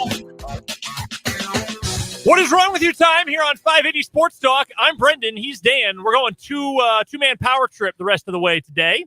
Papa Jake went out for some smokes and milk and but But he said he'll be back soon. He said he will be back soon. Yes, he says he'll be back. One way or the other, though, we've got two news stories going head-to-head on What Is Wrong With You today. And as always, What Is Wrong With You is sponsored by Top City Metal Supply, who cuts the metal you need to your specifications, which saves time, money, and material. Never settle when it comes to your metal at Top City Metal Supply on South Topeka Boulevard, halfway between Frito-Lay and Forbes Field. Dan, why don't you lead us off for our two What Is Wrong With You stories today? Well, just like a week ago, I have a story about somebody breaking into a church. This one, though, is a little different. For one, it takes place in Provo, Utah. So the church, you might have accurately guessed, is a Church of Jesus Christ of the Latter-day Saints. We meet 49-year-old Daniel Jason Coleman, who was booked in the Utah County Jail for a third-degree felony charge of burglary. As a bystander noticed Coleman entering a meeting house of the Church of Jesus Christ of Latter-day Saints in Provo, assuming this is just one of maybe many. The bystander told police that the man was wandering through the neighborhoods in the area looking into cars and backyards. When Provo police officers arrived at the church, they found a single unlocked door while all other doors were locked. Officers reported the lights were off and the church appeared closed. Officers found Coleman searching through cabinets inside of the kitchen and placing a bag of frozen chicken nuggets back inside the fridge. And he removed 3 to 4 chicken nuggets from a microwave and was eating them. After placing Coleman into custody without issue, he admitted to police he had taken the nuggets from the fridge and then eaten them. Now, admittedly, I'm unfamiliar with the Mormon church. I don't believe chicken nuggets are a sacrament. So we don't have the same sort of violation that our weekly winner last week, who performed a baptism on himself, committed. But no, guy broke in and had the munchies. I mean, there's probably a lot of overlap between people who have the munchies and who have broken into churches. I love 3 to 4 chicken nuggets from a microwave. Like, really? You're not keeping an accurate count? Does that one just have a lot of breading on it, or is that a fourth one? I can't. Well, it's one or the other. Did that one big enough to need 2 bites, or? Okay. With this, what is wrong? It's great. What is wrong with you story? We're gonna go a little like inside the what is wrong with you here. This story comes to us from KSL TV5, the NBC affiliate in Salt Lake City. Okay. Mm-hmm. The picture they use, they have it listed as a file photo. I'm going to bring it up on the YouTube stream right now. Okay. So if you're watching on the YouTube it's 580 Sports Talk. Excuse me. We have a new YouTube channel, 580 Sports Talk. Not new, same name. If you're already subscribed, you're good. It's just, we renamed it because we have a new name for our branding. Anyway, 580 Sports Talk on YouTube. You can see the picture that they use of chicken nuggets. Dan, I'm going to be honest with you. These look like marshmallows with like ground up graham cracker on them. These are the grossest looking chicken nuggets I've seen in my entire life. They look like school food, man. Those look like the chicken nuggets on Thursdays at the cafeteria. Yeah, like Aramark wishes that their chicken nuggets looked this gross. Those chicken nuggets make me sad. This is unbelievably nasty looking chicken. Also, I just right click, saved the picture from the website just so we could pull it up really quickly. The photo, the title of the photo, like I said, it was a file picture, is named Study Links Ultra Processed Foods to Cancer. Could you not have updated that before putting it in this story? I have done enough back-end website stuff in my life to know you can edit those things. What makes a food ultra processed? I honestly don't really want to know. Yeah, I don't think I want to know either. I do not want to know what that actually means.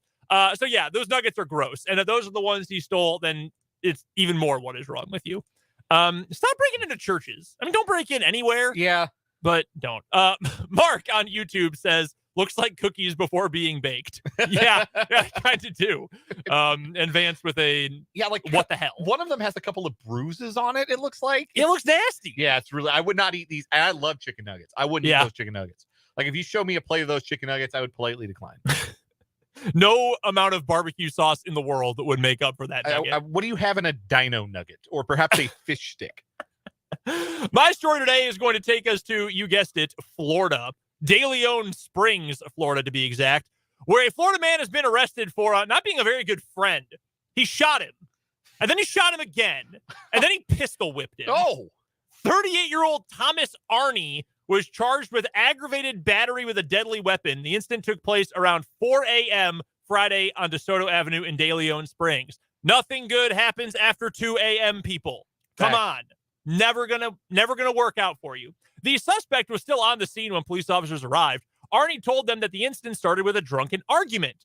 Arnie told deputies he and his friend had been drinking outside all night. Yeah, you're telling me if it's 4 a.m. Then got into an argument that escalated. The suspect told investigators his friend had broken the windows of nearby cars before approaching Arnie, quote, aggressively. A witness said Arnie shot the victim once in each leg, just wanted the symmetry, I guess, before eventually hitting him in the head with the gun. The victim did not comply with the investigation. However, witnesses claimed the victim was not threatening Arnie before the battery. Arnie has been taken to the Volusia County Branch Jail where he was booked on $25,000 bond. Shot him twice and pistol whipped him, man. That's not being a very good friend. What do you think the argument was about? Something dumb. I'm certain it was something dumb. Really dumb. We don't have any sort of corroboration about whether or not the victim here had actually broken windows of cars. Maybe this dude was so drunk he thought he was seeing things. Maybe that actually happened. Don't break car windows. Also, don't shoot your friend twice in each leg. Yeah, maybe he was coming at him real aggressively after breaking those windows. But like one shot to the leg would, I think, suffice to incapacitate. I don't think you need to shoot them both unless this guy's the Incredible Hulk. Yeah, no kidding. And the pistol whipping on top of it. Yeah, not great. That's violent. Yes, like very violent story. Shooting someone is violent too, but it's a little like in the stabbing category. Like a pistol whip is kind of a very personal crime, along with the violence. All right, those are our two stories for today. Who you got? Respect to the Floridians who resort to trigger play after a drunken argument, but I got to go with the guy who broke into Church of Jesus Christ of the Latter-day Saints so that he could steal the amount of chicken nuggets that you can get for $1 at Wendy's. I like Wendy's nuggets. Yeah, Wendy's nuggets are solid. Yeah, those are spicy nuggets. Yeah, those are top-notch nuggets. Yeah, I think I'm with you on that one. Again, when alcohol is involved, especially enough that you can say you were drinking all night and this happened at 4 a.m., dumb things are likely going to happen, especially if you also have a gun. What's with the rash of breaking into churches? I don't know. Can we get some clarification on why this continues to happen? How is he able to unlock one of the doors? Like maybe the security is just not real good at some of these churches. Maybe they got to start locking their doors. Yeah, apparently so. Which seems kind of antithetical to the whole, yes, kind of point, the whole idea of a church. Yes. Also not supposed to go baptize yourself and steal food and money. So maybe we got to try some new approaches here. That is our winner today in What Is Wrong With You. Do we got a name for this one? Church's Chicken Nugget. Oh, man. That's a good one. Church's Chicken Nugget wins today in What Is Wrong With You, which, as always, is brought to you by Top City Metal Supply. Metal cut to order when you need it. That's Top City Metal Supply, which you can find on South Topeka Boulevard, halfway between Frito-Lay and Forbes Field. Coming up on the other side of this break, the Kansas City Royals, they did not play yesterday, which was kind of a nice reprieve. It was also a very stupid scheduling quirk. Now they get to play a team that is right in the thick of the AL wildcard race, the Seattle Mariners. We'll talk a little bit about Royals Mariners coming up here in just a moment on 580 Sports Talk.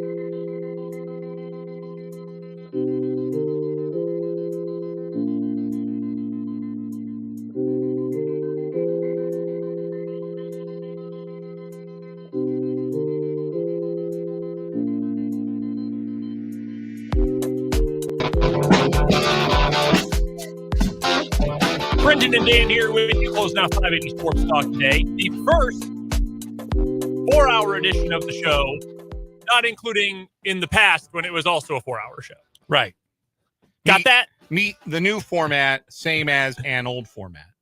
We'll get to some Royals baseball here in a moment. Plus, by the way, at the end of this hour, I'm going to bring back something we haven't had on the program, I think, since like the second week of the 3-hour edition of 580 Sports Talk when it went to just you and I.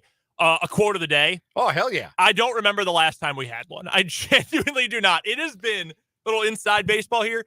It has been in our format, our show notes, every single day. Every day. Since we originally reformatted the programming here on the station. And I think we had like 3 of them. And then we had other things to get to, and it kind of fell by the wayside. But I've got a good one for you about one of my favorite pitchers of all time and his dogs. All right. We'll get to that coming up in a little bit. The Kansas City Royals, they did not play yesterday. You've heard me say about 400 times that it was stupid that they didn't play. And I'll tell you for the 101st time, it was very stupid that they didn't play. But after a 2-game set with the St. Louis Cardinals, in which they split, take that. In fact, the Royals won on aggregate, 16-13 on aggregate. So that's something. It helps the Pythag. Yeah, I'm calling that a series win, even though it was a split for the Royals. But after the split, they will take on the Seattle Mariners starting tonight. Best matchup of the week is tonight. Brady Singer for the Royals versus Logan Gilbert of the Mariners. The Mariners have so many good young pitchers. It's insane. It really is crazy. And I watch a lot of their baseball because my wife is a big Mariners fan. And they're a lot of fun to watch. They are right in the hunt for the third wild card in the American League. Yeah, they ripped off 8 wins in a row before they lost a couple in extras to Baltimore over the weekend. Yeah, so this is a series that has a lot riding on it. And if you're a Royals fan, you can maybe get excited that you can play spoiler this weekend and mess up those wild card chances. By the way, before we actually get into the baseball itself, this is a big game tonight for the Royals. They have 81 losses on the season.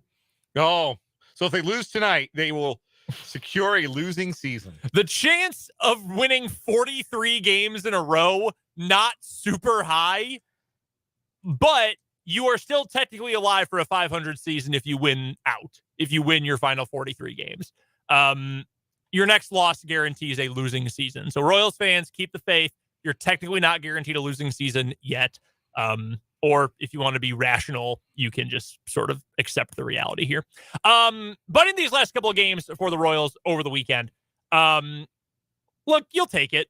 You'll take 1-1 against the St. Louis Cardinals. You're not going to complain about that. And as we talked about earlier on the show, still the biggest story for this team is Bobby Witt Jr. and the fact that he's here. I am willing to put the official "he is here" stamp on Bob Witt. That we have seen him go through the understandable peaks and valleys of a rookie season that brought on a lot of promise and a lot of potential, the so-called sophomore slump, and he has played well enough for long enough that I am willing to firmly say he has arrived. And it's no longer, well, we're almost there. No, Bobby Witt Jr. is here. This is the player, and I'm not saying that he's a finished product, but I think we have now seen the realization of what sort of dynamic and dangerous player, especially offensively, but defensively too, that Bobby Witt Jr. is going to be as a Major League Baseball player. He's not far off from being one of the top 10, 15 players in the American League value-wise this year. The OPS plus has jumped up to 116. The OPS is nearing 800. Yeah, this is a player kind of becoming a fully realized version of himself. And now I think you put it on 30-30 watch, right? 9 home runs to get to 30 dingers. He's already at 34 steals. 30-30 is not an easy club to join. Mm-hmm. And he's got a real good look at it in his age 23 season. That is super exciting and worth enjoying as we come into the final 43 games of this Royals season. And there'll be time enough to have the fun discussions about, all right, do we extend him now? Do we offer him a bank-breaking contract extension now? Try and buy out a year or two of free agency now? Or do we drag our feet on that and then have some real uncomfortable conversations in 2 years? That will be a conversation we can have a different day. For now, just enjoy the fact that Bobby Witt Jr. is that guy, and just the at-bats are getting better. The quality of the contact is getting better. Hitting for more power, getting on base more. striking out less, like all good things happening for Bobby Witt Jr. And that's before you get to, he might win a Gold Glove, which is also super exciting development after he struggled so mightily to play shortstop as a rookie. So all of the Bobby Witt Jr. developments are good. Can I talk about another development from the weekend that was good? Please do. Nelson Velasquez, the former Chicago Cub. Yeah, I'm happy for Nelly. This is cool. So gets called up with Drew Waters hitting the bereavement list. And all Nelson Velasquez does over the weekend is dinger in both games that he plays. Home run Friday, home run Saturday.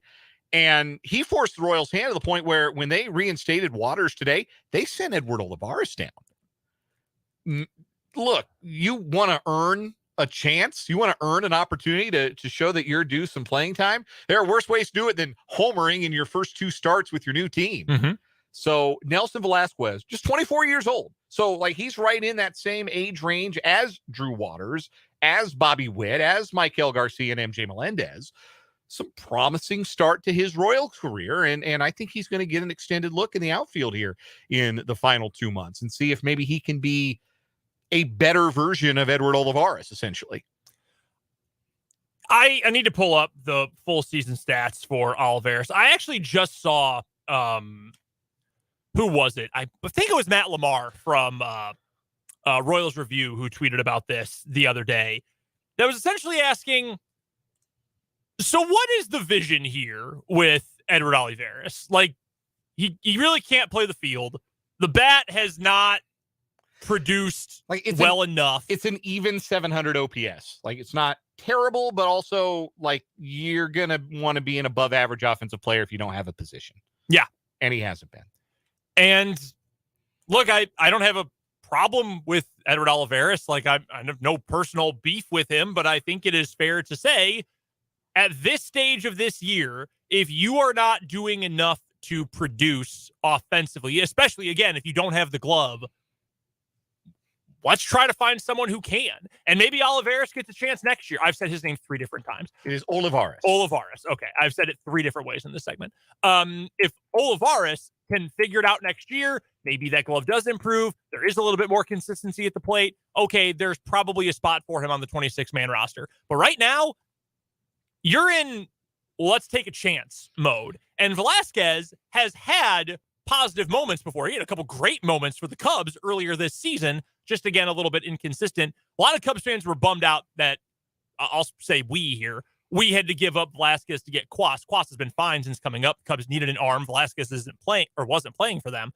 But look, I had no problem with the move. I will just say that. When I saw that come across Twitter, that was their personnel move, I thought, yeah, no, that sounds about right. I would rather see guys who are essentially mystery boxes at this point. Like, oh my God, anything could be in here, than another, 160 plate appearances or whatever it would be for Edward Olivares, where we know exactly what we're getting. So Olivares has made 308 plate appearances this season. And you know how much I have talked about MJ Melendez's batted ball profile, that, hey, the results haven't been there, but when he is making contact, he's hitting the ball hard. He's hitting the ball hard, in fact, more often than like all but 3% of big leaguers. Like, he's got a lot of red on his baseball savant page, which is good. There's a lot of blue on Edward Olivares's baseball savant page, which is not good. Average exit velocity for Eddie O, 14th percentile. Hard hit percentage, 29th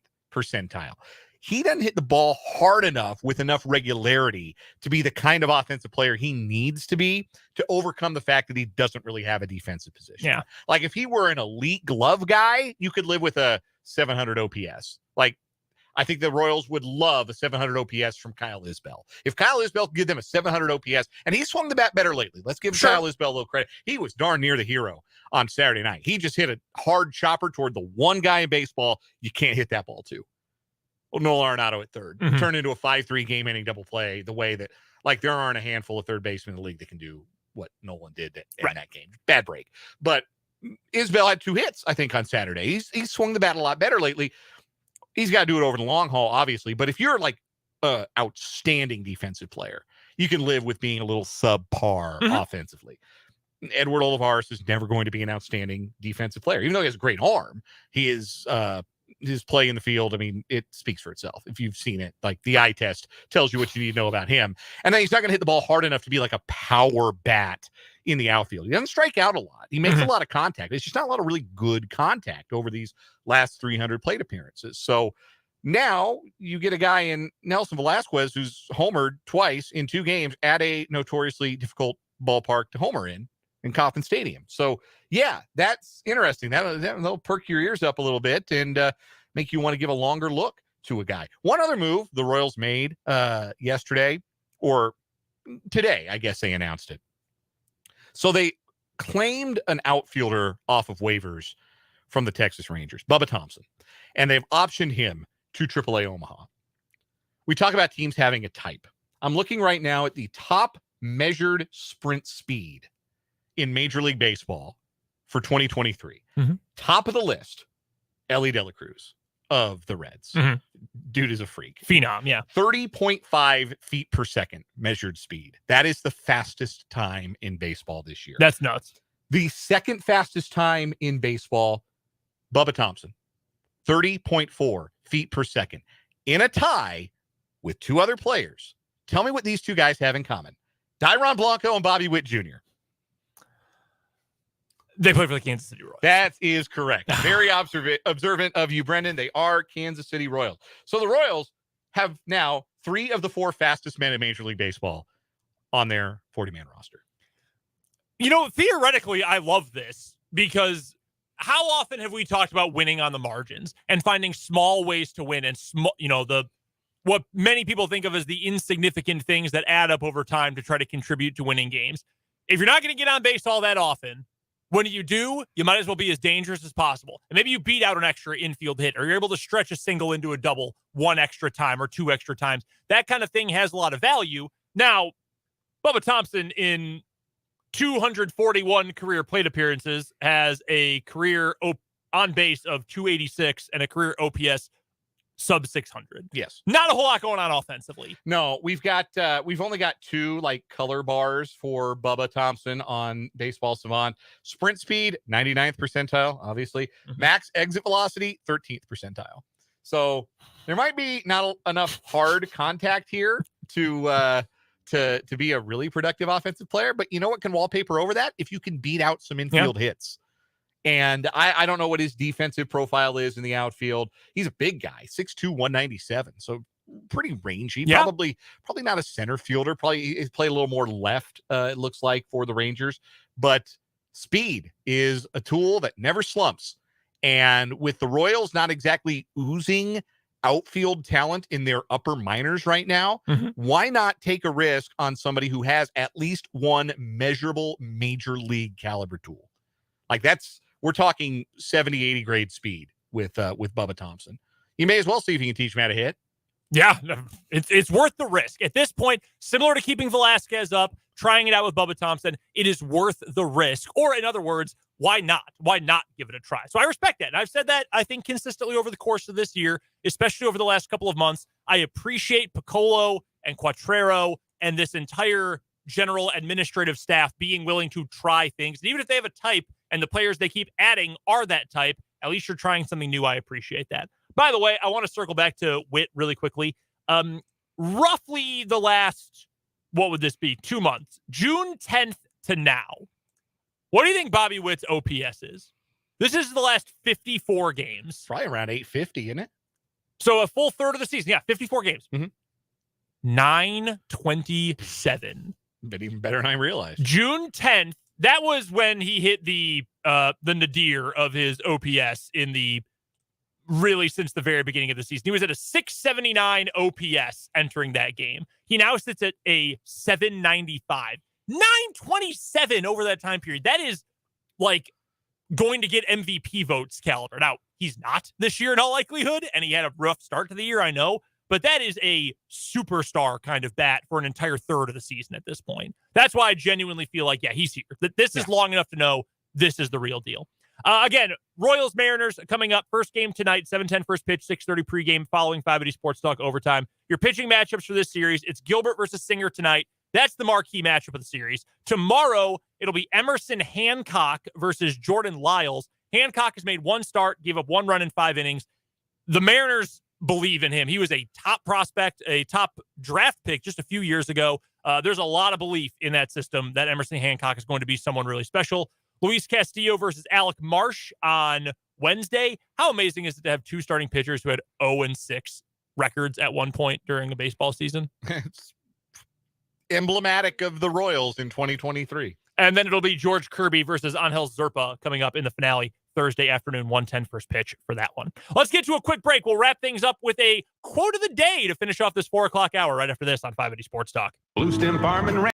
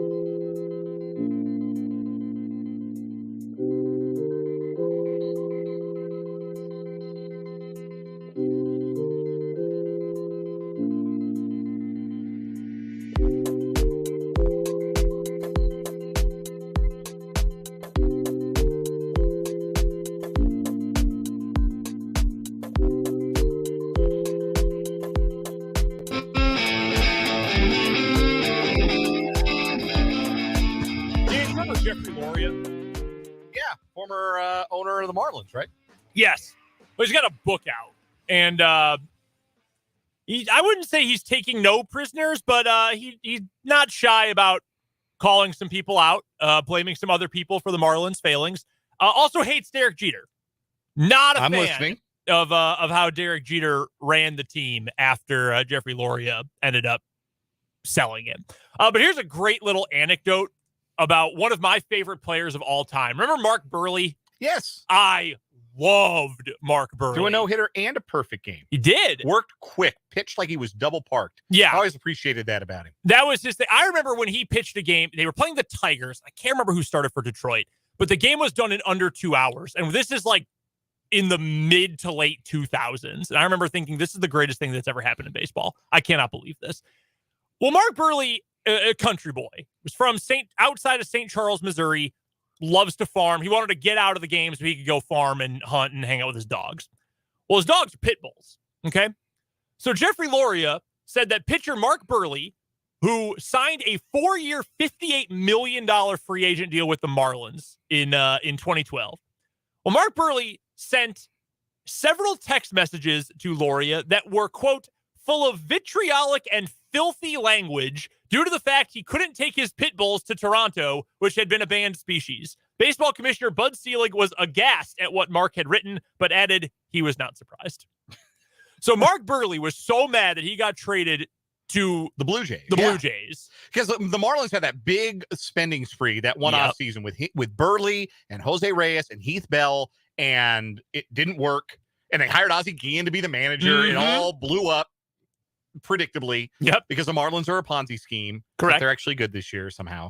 And I remember Burley getting traded to Toronto, and I vaguely remember, he couldn't take his dogs. Yeah, and he wasn't happy about it. Lost his mind at the owner of the team to the point where even the commissioner was like, yeah, I get it. Like, nah, it totally makes sense. Yeah, that's an all-time Marlins starting 9. Carlos Lee was their first baseman for half the season. El Caballo. Omar Infante was on that team. A young Giancarlo Stanton, 22 years old. He had a 969 OPS and hit 37 home runs. Hanley Ramirez, when he still played the infield, was there. Jose Reyes, known bad guy. Wait, what they go, like 72 and 90?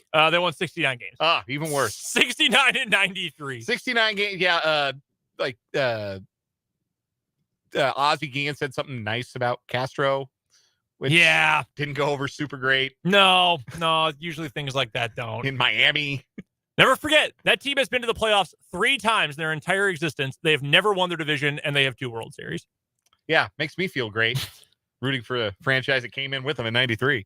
That'll do it for the 4 o'clock hour of 580 Sports Talk. We have one final hour to go on this now 4-hour edition of 580 Sports Talk. That includes our headlines plus our chat with Mitch Holthus. All that is coming up after the news on 580 Sports Talk. Teachers are teaching.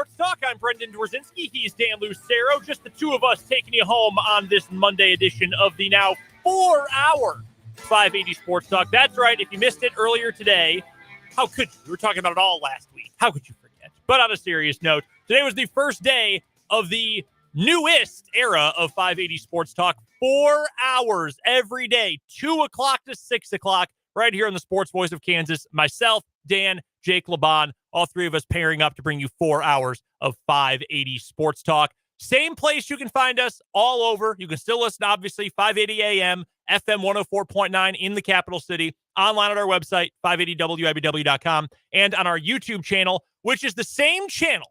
So if you're already subscribed, you already know where to go, where to find it. Boom, easy, you're all set. It is just renamed because we're no longer the full Sports on 580 team. It's just 580 Sports Talk. Thus, our YouTube channel is now called 580 Sports Talk. You get it. Our Twitter handle as well is now at 580 Sports Talk. If you want to call it an X handle, you can do that. I'm just going to tell you you're wrong. It's always going to be Twitter. So that's where you can find us. YouTube, search 580 Sports Talk. I just checked a little while ago. We are the first result that isn't an ad. 580 Sports Talk, our Twitter handle as well, at 580 Sports Talk. Those are all the different ways you can interact with us all over the place. Yeah, hopefully you can find that if you search for it on Twitter, because some people are blocked on the search feature on Twitter. So I today was updating our branding for our social media channels and the YouTube and everything, and I was typing in the new bio for the Twitter account to say it's, hey, the only sports talk show in Topeka. Check out Jake and Brendan and Dan every day.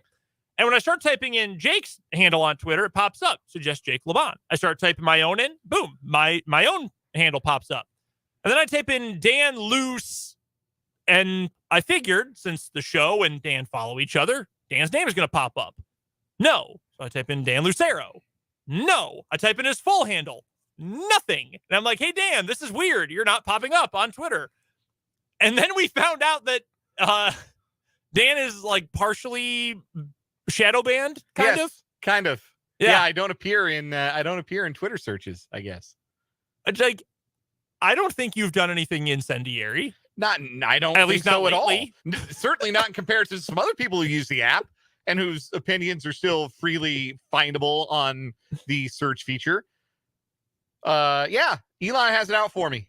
Apparently so. I'll kick his ass. If he's looking for a fight, you don't have to fight. You don't have to fight Mark Zuckerberg. Come see me, Elon. I'll whip your ass for free. I'd have no problem with him. I would handle him no problem. To be fair, he's got a lot of money. You shouldn't do it for free. Yeah, you're right. You gotta get a little kickback I for should that. see if I just unban me or fight me. One of the two. One or the other. You can still. I would put him in the Cobra Clutch so fast, he would have no idea. Break his back, make him humble. That's not a threat. That is a quote from the Iron Sheik. Well, I'll make him humble, all right. Do not get mad at me, internet. You can still find Dan on Twitter. His handle is at Dan Lucero Show. Mine is at Brendan DZW. Made it easy for you. You don't have to type out Dworzinski, just Brendan DZW. We do have our 580 Sports Talk headlines coming up here in just a moment. The biggest one being we're now a 4-hour show again. We will also get to our Chiefs training camp report with Mitch Holthus coming up in a little bit. One of Dan's favorites this offseason, Richie James, the subject of the training camp report today. I know you've bought some Richie James stock this year. Yeah, I think more people probably joined me in that after his performance on that first scoring drive for the Chiefs, including catching a touchdown pass that Blaine Gabbert really tried to make it impossible to catch. He really did. And we'll get to some final thoughts on the first week of the preseason as well. We're still taking your text line number 785-272-9429. And again, our YouTube channel, 580 Sports Talk on YouTube. Just go to youtube.com, search 580 Sports Talk. That's where you can find us. All right, without further ado, let's get to our 580 Sports Talk headlines for today. And my first one, some big Kansas basketball recruiting news over the weekend.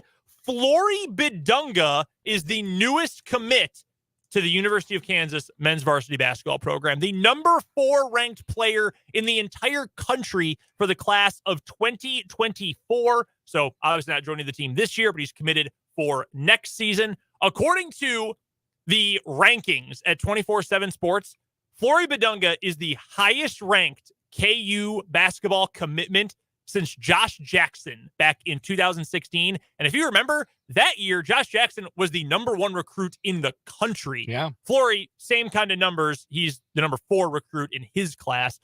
This is a big deal for KU. it's funny that Bill Self went 1 year without a traditional center and said, never again. He went Brett Veach with the offensive line after Super Bowl 55. Right. Bill Self without a traditional center said, nope, we're going to get Hunter Dickinson. You've talked me out of playing 2 traditional big men together, but I will never again go without one. And hey, look, KJ played valiantly last year. He did. He ain't Hunter Dickinson in the post. And it sounds like Flory Bidunga could be pretty dang special. So the scouting report on him, if you haven't heard of him, and you might not be paying attention a lot to basketball recruiting right now, I can understand that. He's not a true traditional center. He would be an undersized center or probably an oversized power forward. Depending on where you look, he's either 6'8" or 6'10". And that sounds like, hey, how is he one of 3 different heights? Sometimes it's hard to get measurements, official measurements on high school kids. But he's somewhere in the 6'8" to 6'10" range, crazy springy. He can jump like crazy, great shot blocker, good offensive game at the rim. Adam Finkelstein of 24/7 Sports has reported that he's trying to add a little bit more of an off-the-bounce game, trying to improve his passing a little bit going into his senior year of high school. If he can do that, awesome. But as a rim-running, shot-blocking lob threat, you think that's going to play in Bill Self's system? You think that's going to work for KU? Sounds like the prototype. So that is a big-time get for KU. And this was a big one for the Jayhawks in particular because the 2023 and 2024 basketball recruiting classes are not considered to be especially deep and especially talented. It's like a draft class. Some years you get better quarterbacks than others. Some years you get better, there's 8 different point guards who could be starters in the NBA this year, whatever. Recruiting classes are understandably the exact same way. Also from 24/7, they ranked the top 15 players in all of high school basketball going into this coming year.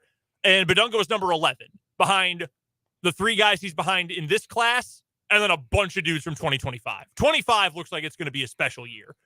Carlos Boozer's kids are among the top recruits in the country. There's the Cooper Flagg kid out of Maine. Yeah, he actually moved up. He moved up to 24. He reclassified. Yeah. That kid is going to be so good. He's from Maine. Do you know how many good athletes have come from Maine? Every time I see a tweet about Cooper Flagg, it's something like, hey, Cooper Flagg had a pretty good game at this AAU showcase. 38 points, 25 rebounds, 15 blocks. Yeah, he's a wing who's tall and blocks shots and also shoots the 3 and has an insane scoring It's bag. like, what if Chet Holmgren, but not a skeleton? Yeah.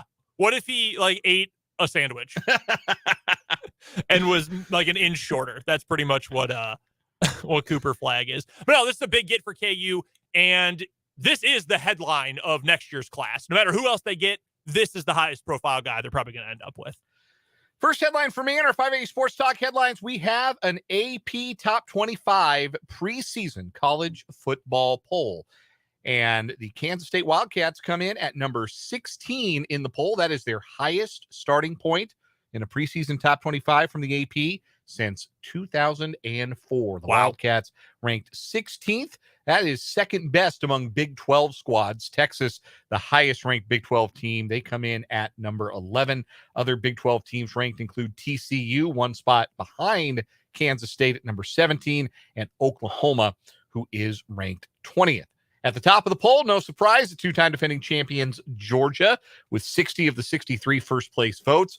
Michigan is second. Ohio State is third. Michigan got 2 first-place votes. Ohio State got 1. Alabama and LSU round out the top 5. 6 through 10, USC, Penn State, Florida State, Clemson, and Washington. 11 through 15, mentioned Texas. Tennessee's 12th, then Notre Dame. Utah, who will be coming to the Big 12, they are the highest rated of teams that will be in the Big 12 next year. And Oregon ranked 15th, K-State 16th, TCU 17th, Oregon State 18, and Wisconsin and Oklahoma rounding out the top 20. 21 through 25, North Carolina, Ole Miss, Texas A&M, Tulane ranked in the preseason for the first time ever. Yeah. And Iowa ranked 25th. Perhaps a coincidence, perhaps not. 25 is number of games.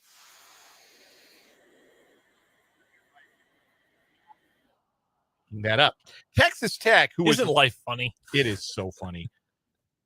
Iowa's offense and the speed bus are basically like the same thing. They cannot go below 25 points per game or Brian Ferentz loses his job.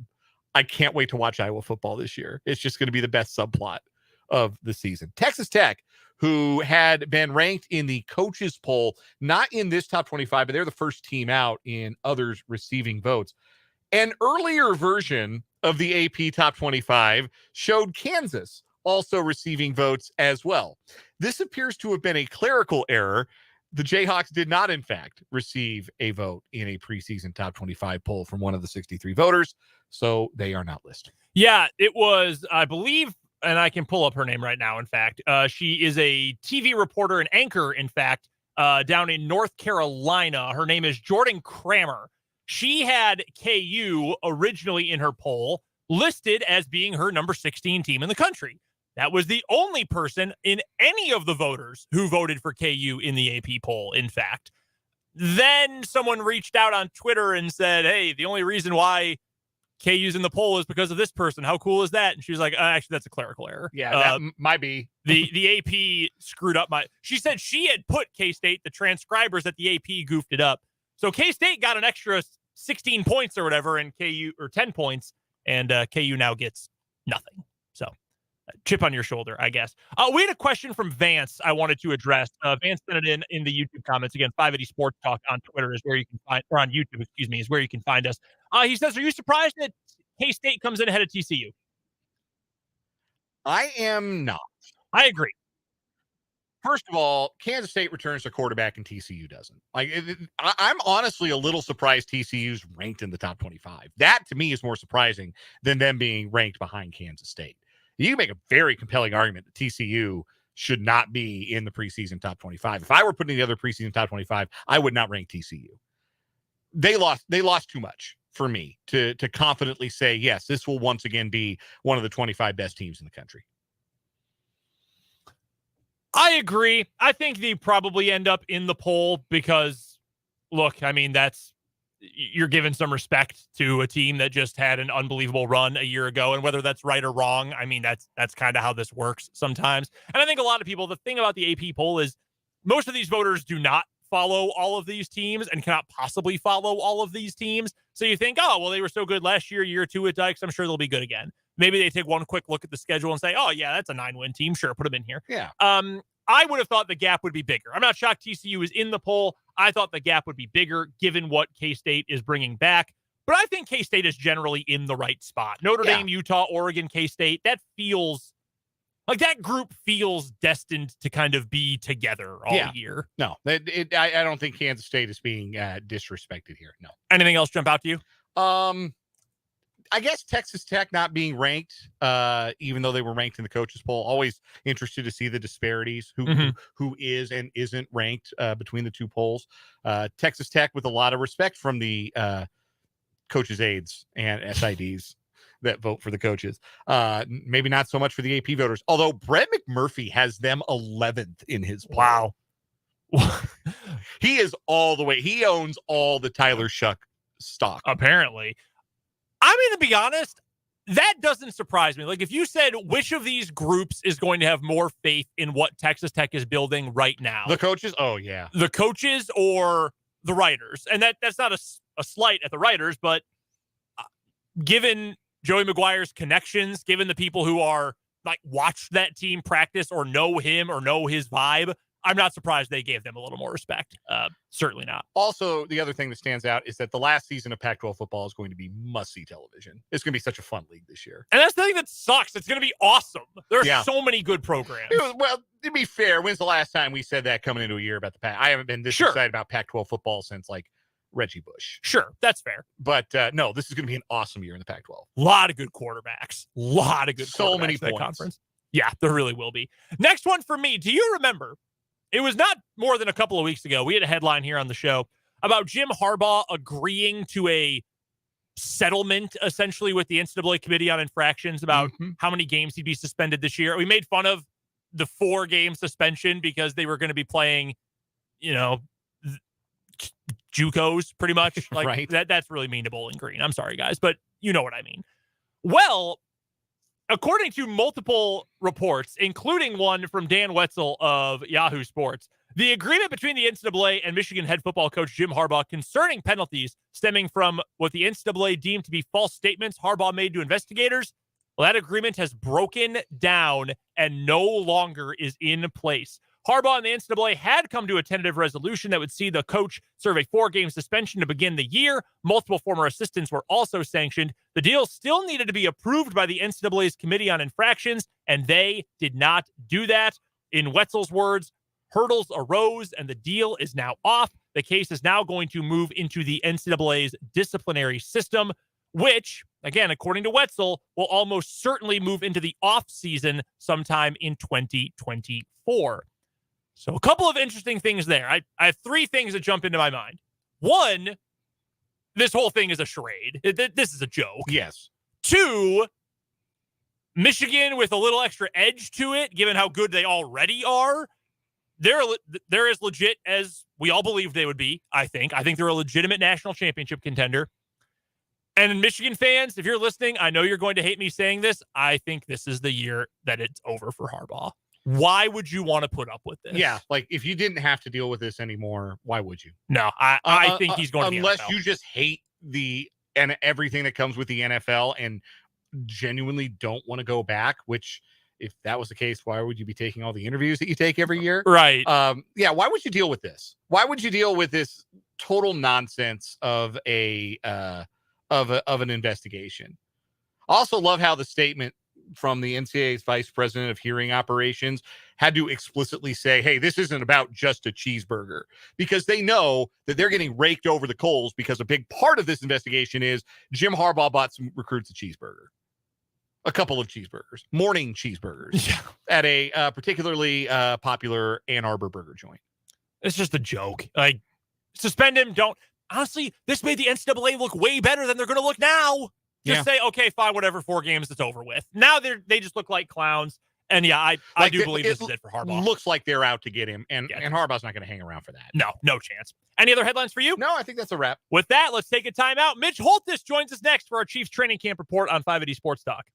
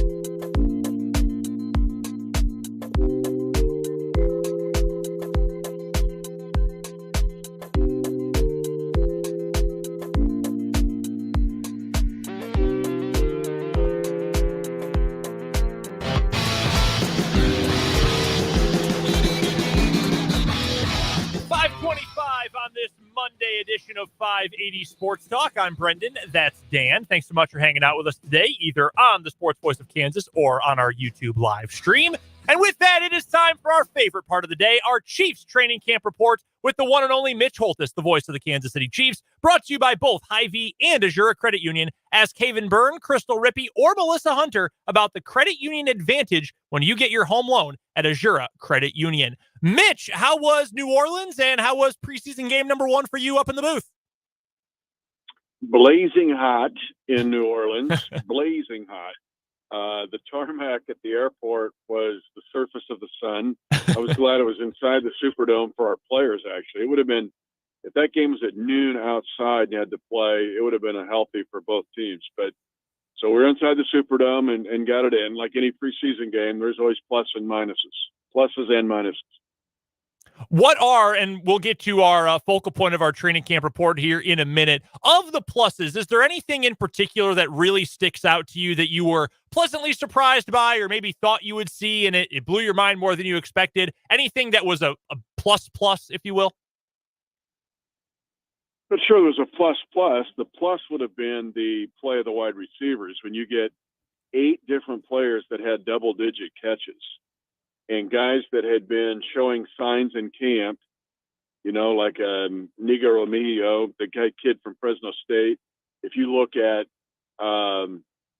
Justin Ross, who I think Snapchat actually crashed when he got the touchdown, because I think all social media platforms were all halted for at least 30 seconds.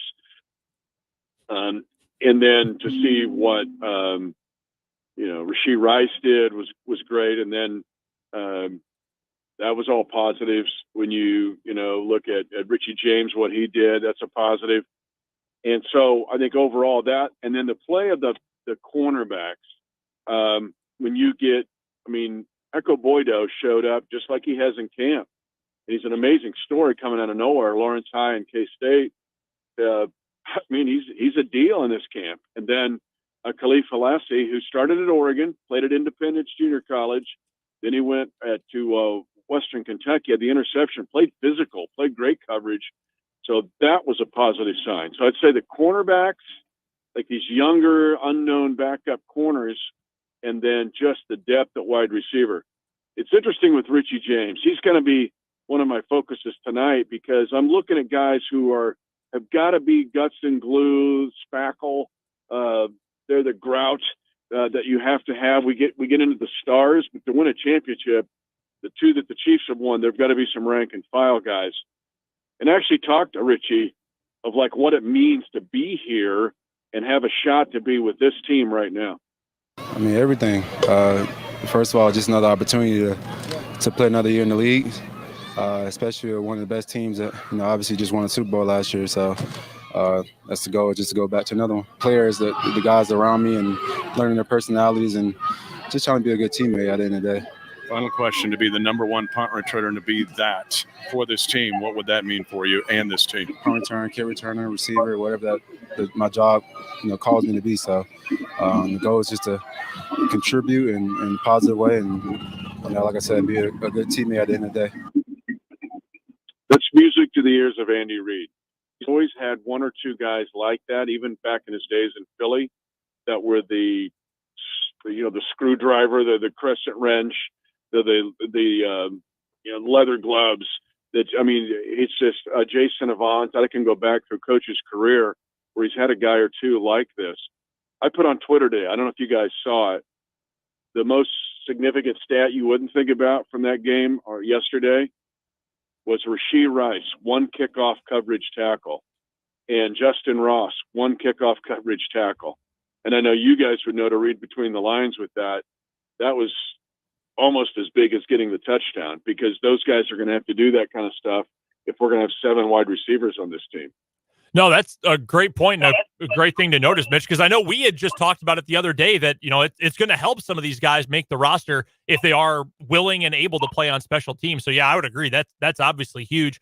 To the point about Richie James and what he can do, looking specifically at his offensive skill set. I know last year statistically was his best season with the Giants, and he was with a quarterback in Daniel Jones who was in an offense that was maybe better suited to his skills, and a lot of his completions to Richie James were of the shorter variety, arrow routes, quick slants, things like that. And Richie, again, had a very successful year. But I think we already got to see in that game yesterday that that's not all he can do. He can be more of a vertical threat as well.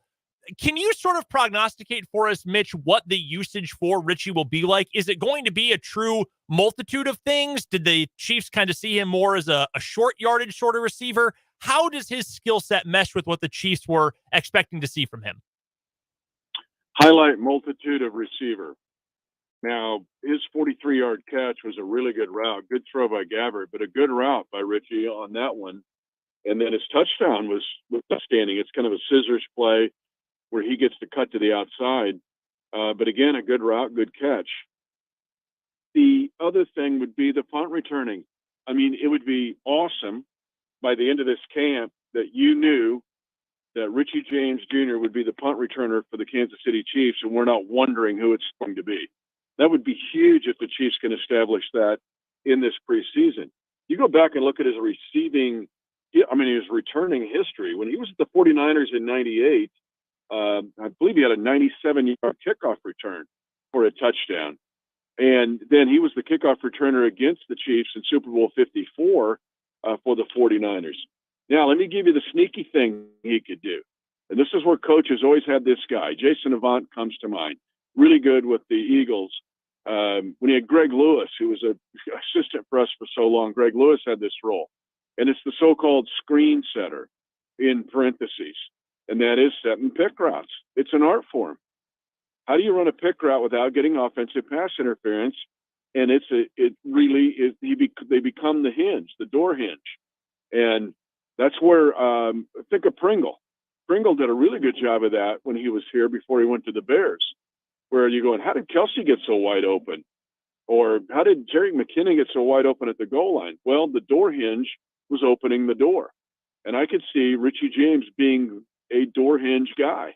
And again, Coach Reed's always had him. When he sets up these geometric triangles and ways to get guys open, there has to be kind of a fulcrum of the angle.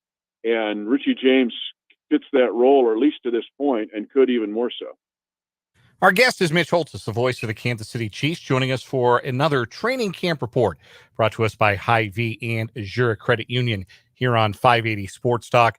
Mitch, one of the most fun things about the preseason, especially the early preseason, is the performance of players that even the most diehard of fans might not have had on their radar. And there were two of those in particular whose names you've already mentioned. And you talked at length about Nico Remigio. And if people were listening to us on Friday, you brought up Nico's name and said, look out for him on Sunday. And then the rookie wide receiver from Fresno State goes out and catches 4 passes for 71 yards. So you tipped us to him.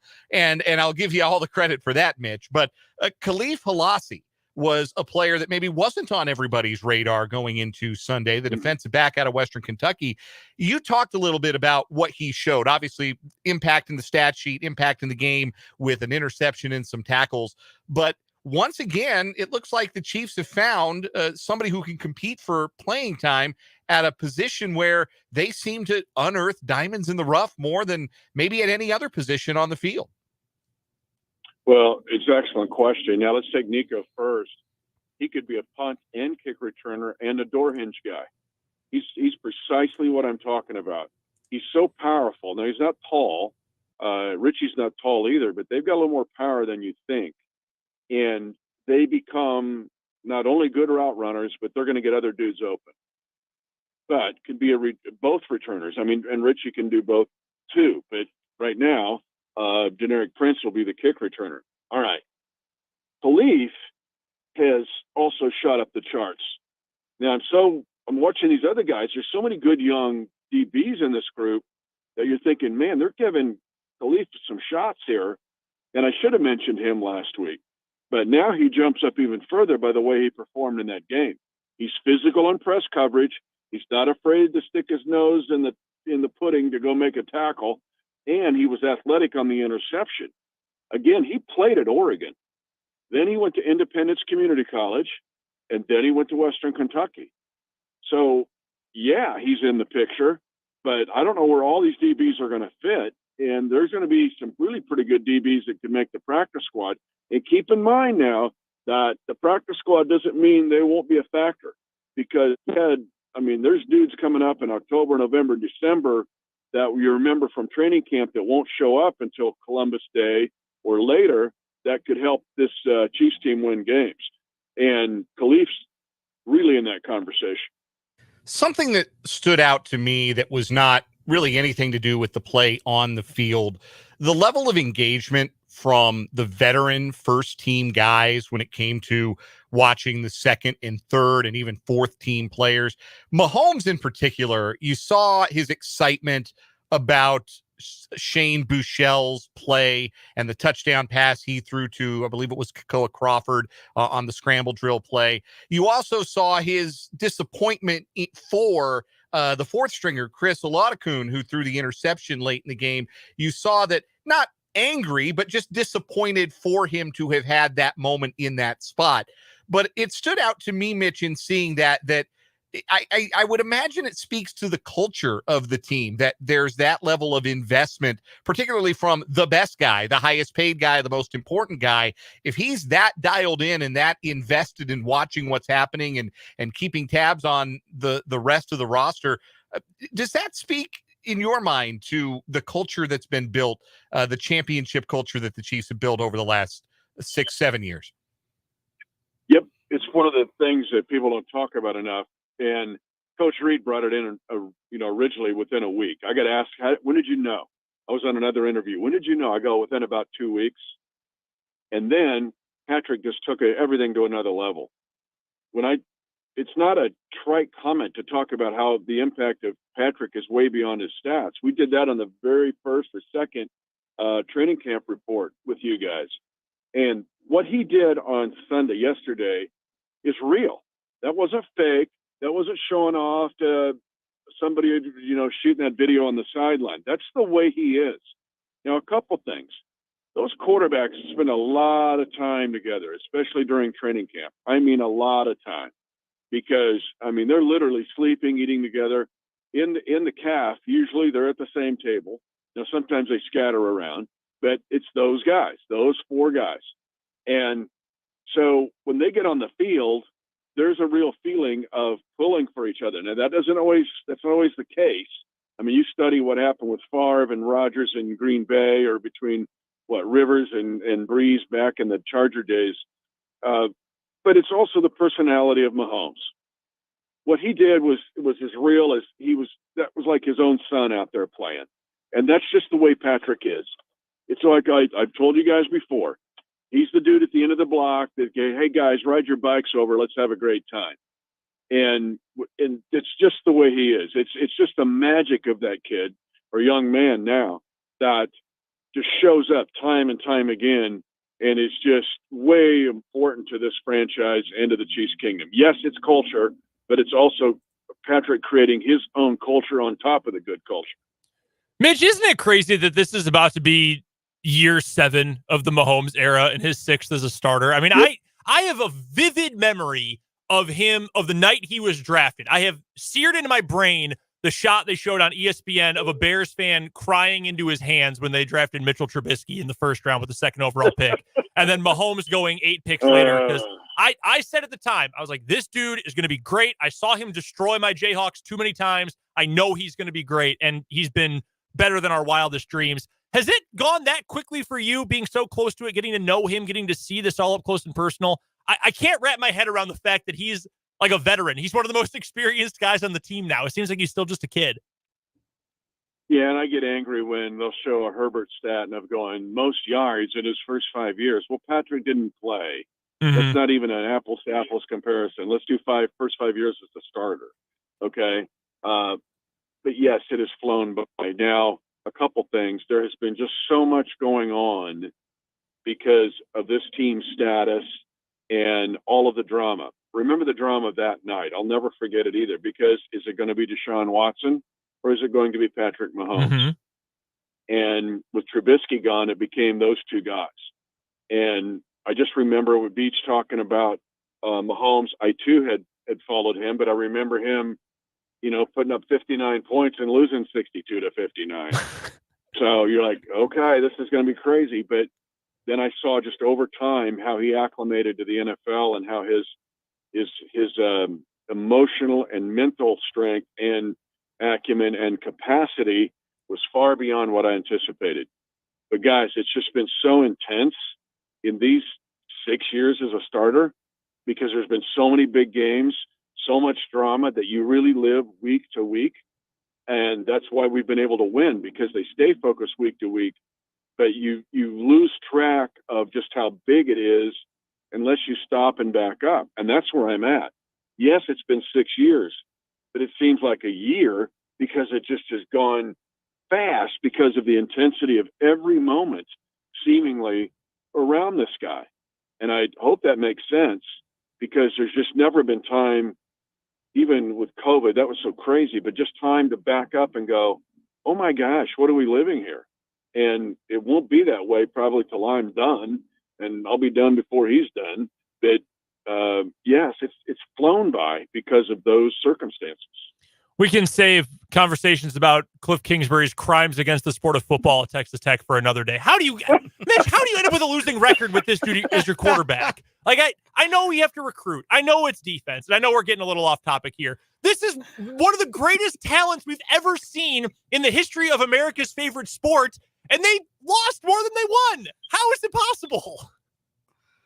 Well, he's evolved. I think if we got Patrick, I remember so I love Texas high school football. Mm-hmm. Okay, I love it. My son coached at Belton for a couple of years when his wife was doing a residency there at Scott and White, and so I just loved it. I get the Dave Campbell book for my birthday every year, right? So White House High School, and so Patrick wasn't what he is today as a finished product coming out of Tech. That being said, you're right in some regards. But I went back and looked at his high school games, and it was 52-50. And I go, what happened in this? I went back and looked at every one of them. I remember talking to him in the locker room in St. Joseph his first year. I go, I don't know if it's John Tyler or one of those games, but I'm like, okay, man, it's 66-61. What happened here? He goes, our defense. And it was like, ooh, wrong answer. That's not gonna translate to the NFL, right? Because they're not 60-59 games. But he's learned and he's grown and he's refined. But he's taken what he is and has been to make what he is and will be. And that's been the genius of Andy Reid, and really Matt Nagy has been a part of this, Mike Kafka to some extent, and then just Patrick being Patrick. But but Kingsbury should at least not gone 6 and 7 with him or whatever that was. Mitch Holthus is the voice of the Kansas City Chiefs. He joins us every single day during training camp for our Chiefs training camp reports, brought to you by our friends at both Hy-Vee and Azura Credit Union. Make sure you talk to the folks at Azura about the credit union advantage when you get your home loan. Mitch, our theme this week, the potential unsung heroes of the 2023 Chiefs. Who can we look forward to hearing about tomorrow? Yeah, not an unsung hero as much, but every offensive line is underrated. Mm-hmm. We just don't talk about them enough in football at any level. You could be talking about Topeka High or Silver Lake. You got to talk about the offensive line. I've told you guys before, find me a good football team with a bad offensive line. It will be the first one. So I caught up with Creed. Now, we've got to talk O-line because we take these dudes for granted.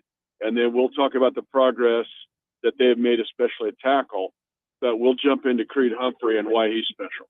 Can't wait for it. Mitch, you're the best, man. We'll talk to you soon. See you guys. That is Mitch Holthus, the voice of the Kansas City Chiefs. Awesome stuff, as always. I think about that daily, at least weekly. Like, this dude couldn't win with that guy at quarterback. I saw him lose at Bill Snyder Family Stadium in Mahomes' final season. One of the single greatest performances by an individual in the history of organized football. Texas Tech, Oklahoma. One of the greatest games I've ever seen in my life. They lost. Yeah. He had 800 yards of total offense. Oh, my God. Cliff Kingsbury, you will not see the pearly gates. And somebody wanted to take a quarterback who did not make honorable mention all ACC instead with the number 2 pick. Hi, Bears. Let's get to a quick break. We'll talk a little bit more Chiefs coming up here in just a sec on 580 Sports Talk.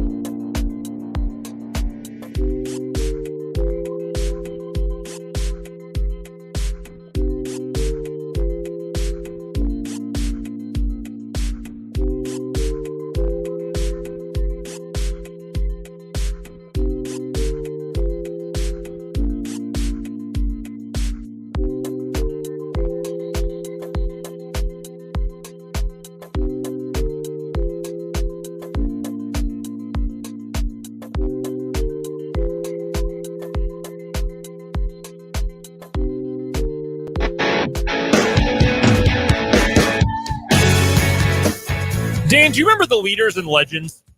Yes, the original Big Ten divisions.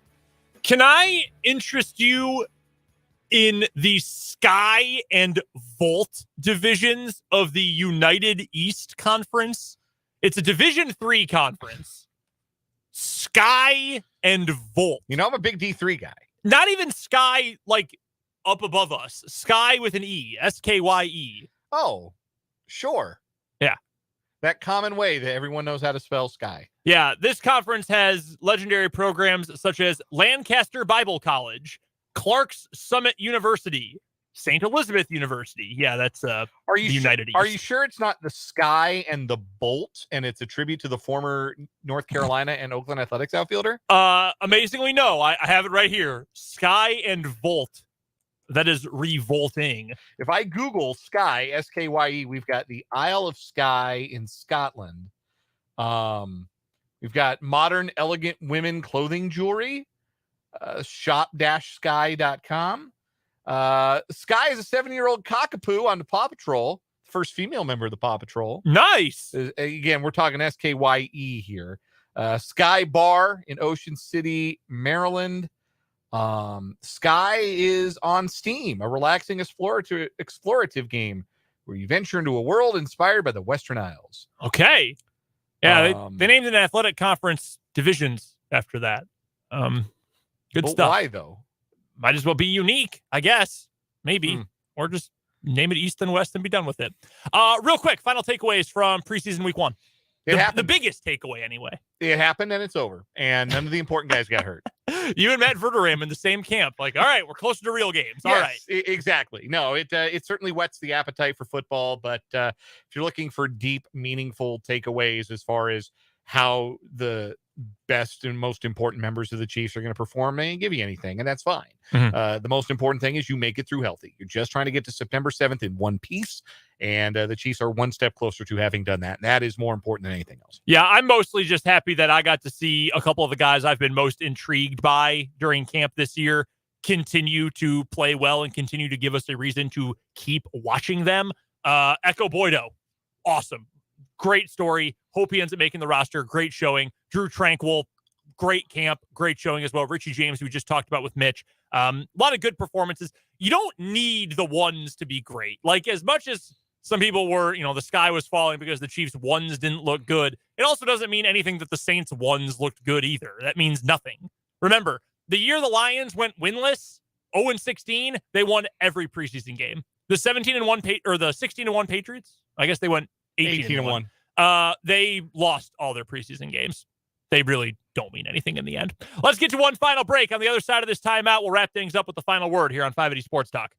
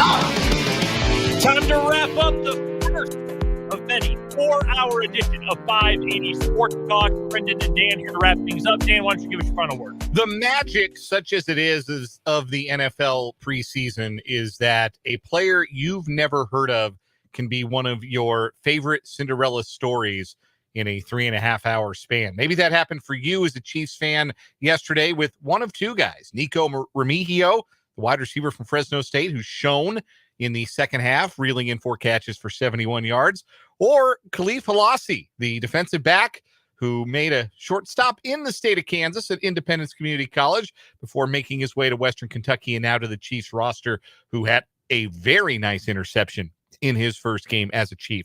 I don't know if either of those guys are going to make the roster, but they're going to be that much more fun to root for these final 2 weeks of the preseason after their performances in game 1.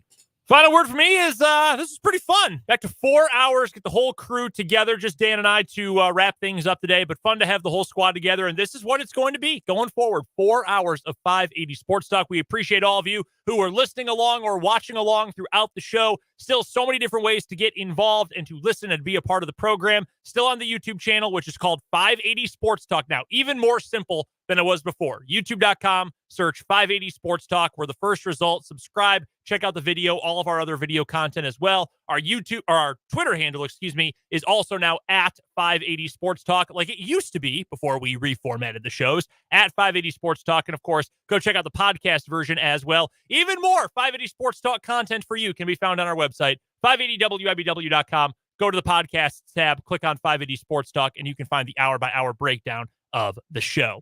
That'll do it today, though, for 580 Sports Talk. And coming up on tomorrow's show, beginning again at 2 p.m., we'll talk a little more Kansas City Chiefs, obviously. Michael Swain is going to join us for Jayhawk Weekly. Big day for KU Athletics tomorrow. The big announcement of all sorts of plans for the Gateway Project are going to be released right at 2 o'clock. Laura Kelly is going to speak at that, among other dignitaries. Big deal at KU. So we'll talk to Michael about that, and we'll get to your text, YouTube comments, and more. That's coming up tomorrow at 2. For Dan Lucero, for Jake Laban, I'm Brendan Dworzinski. Overtime and Royals baseball are up next.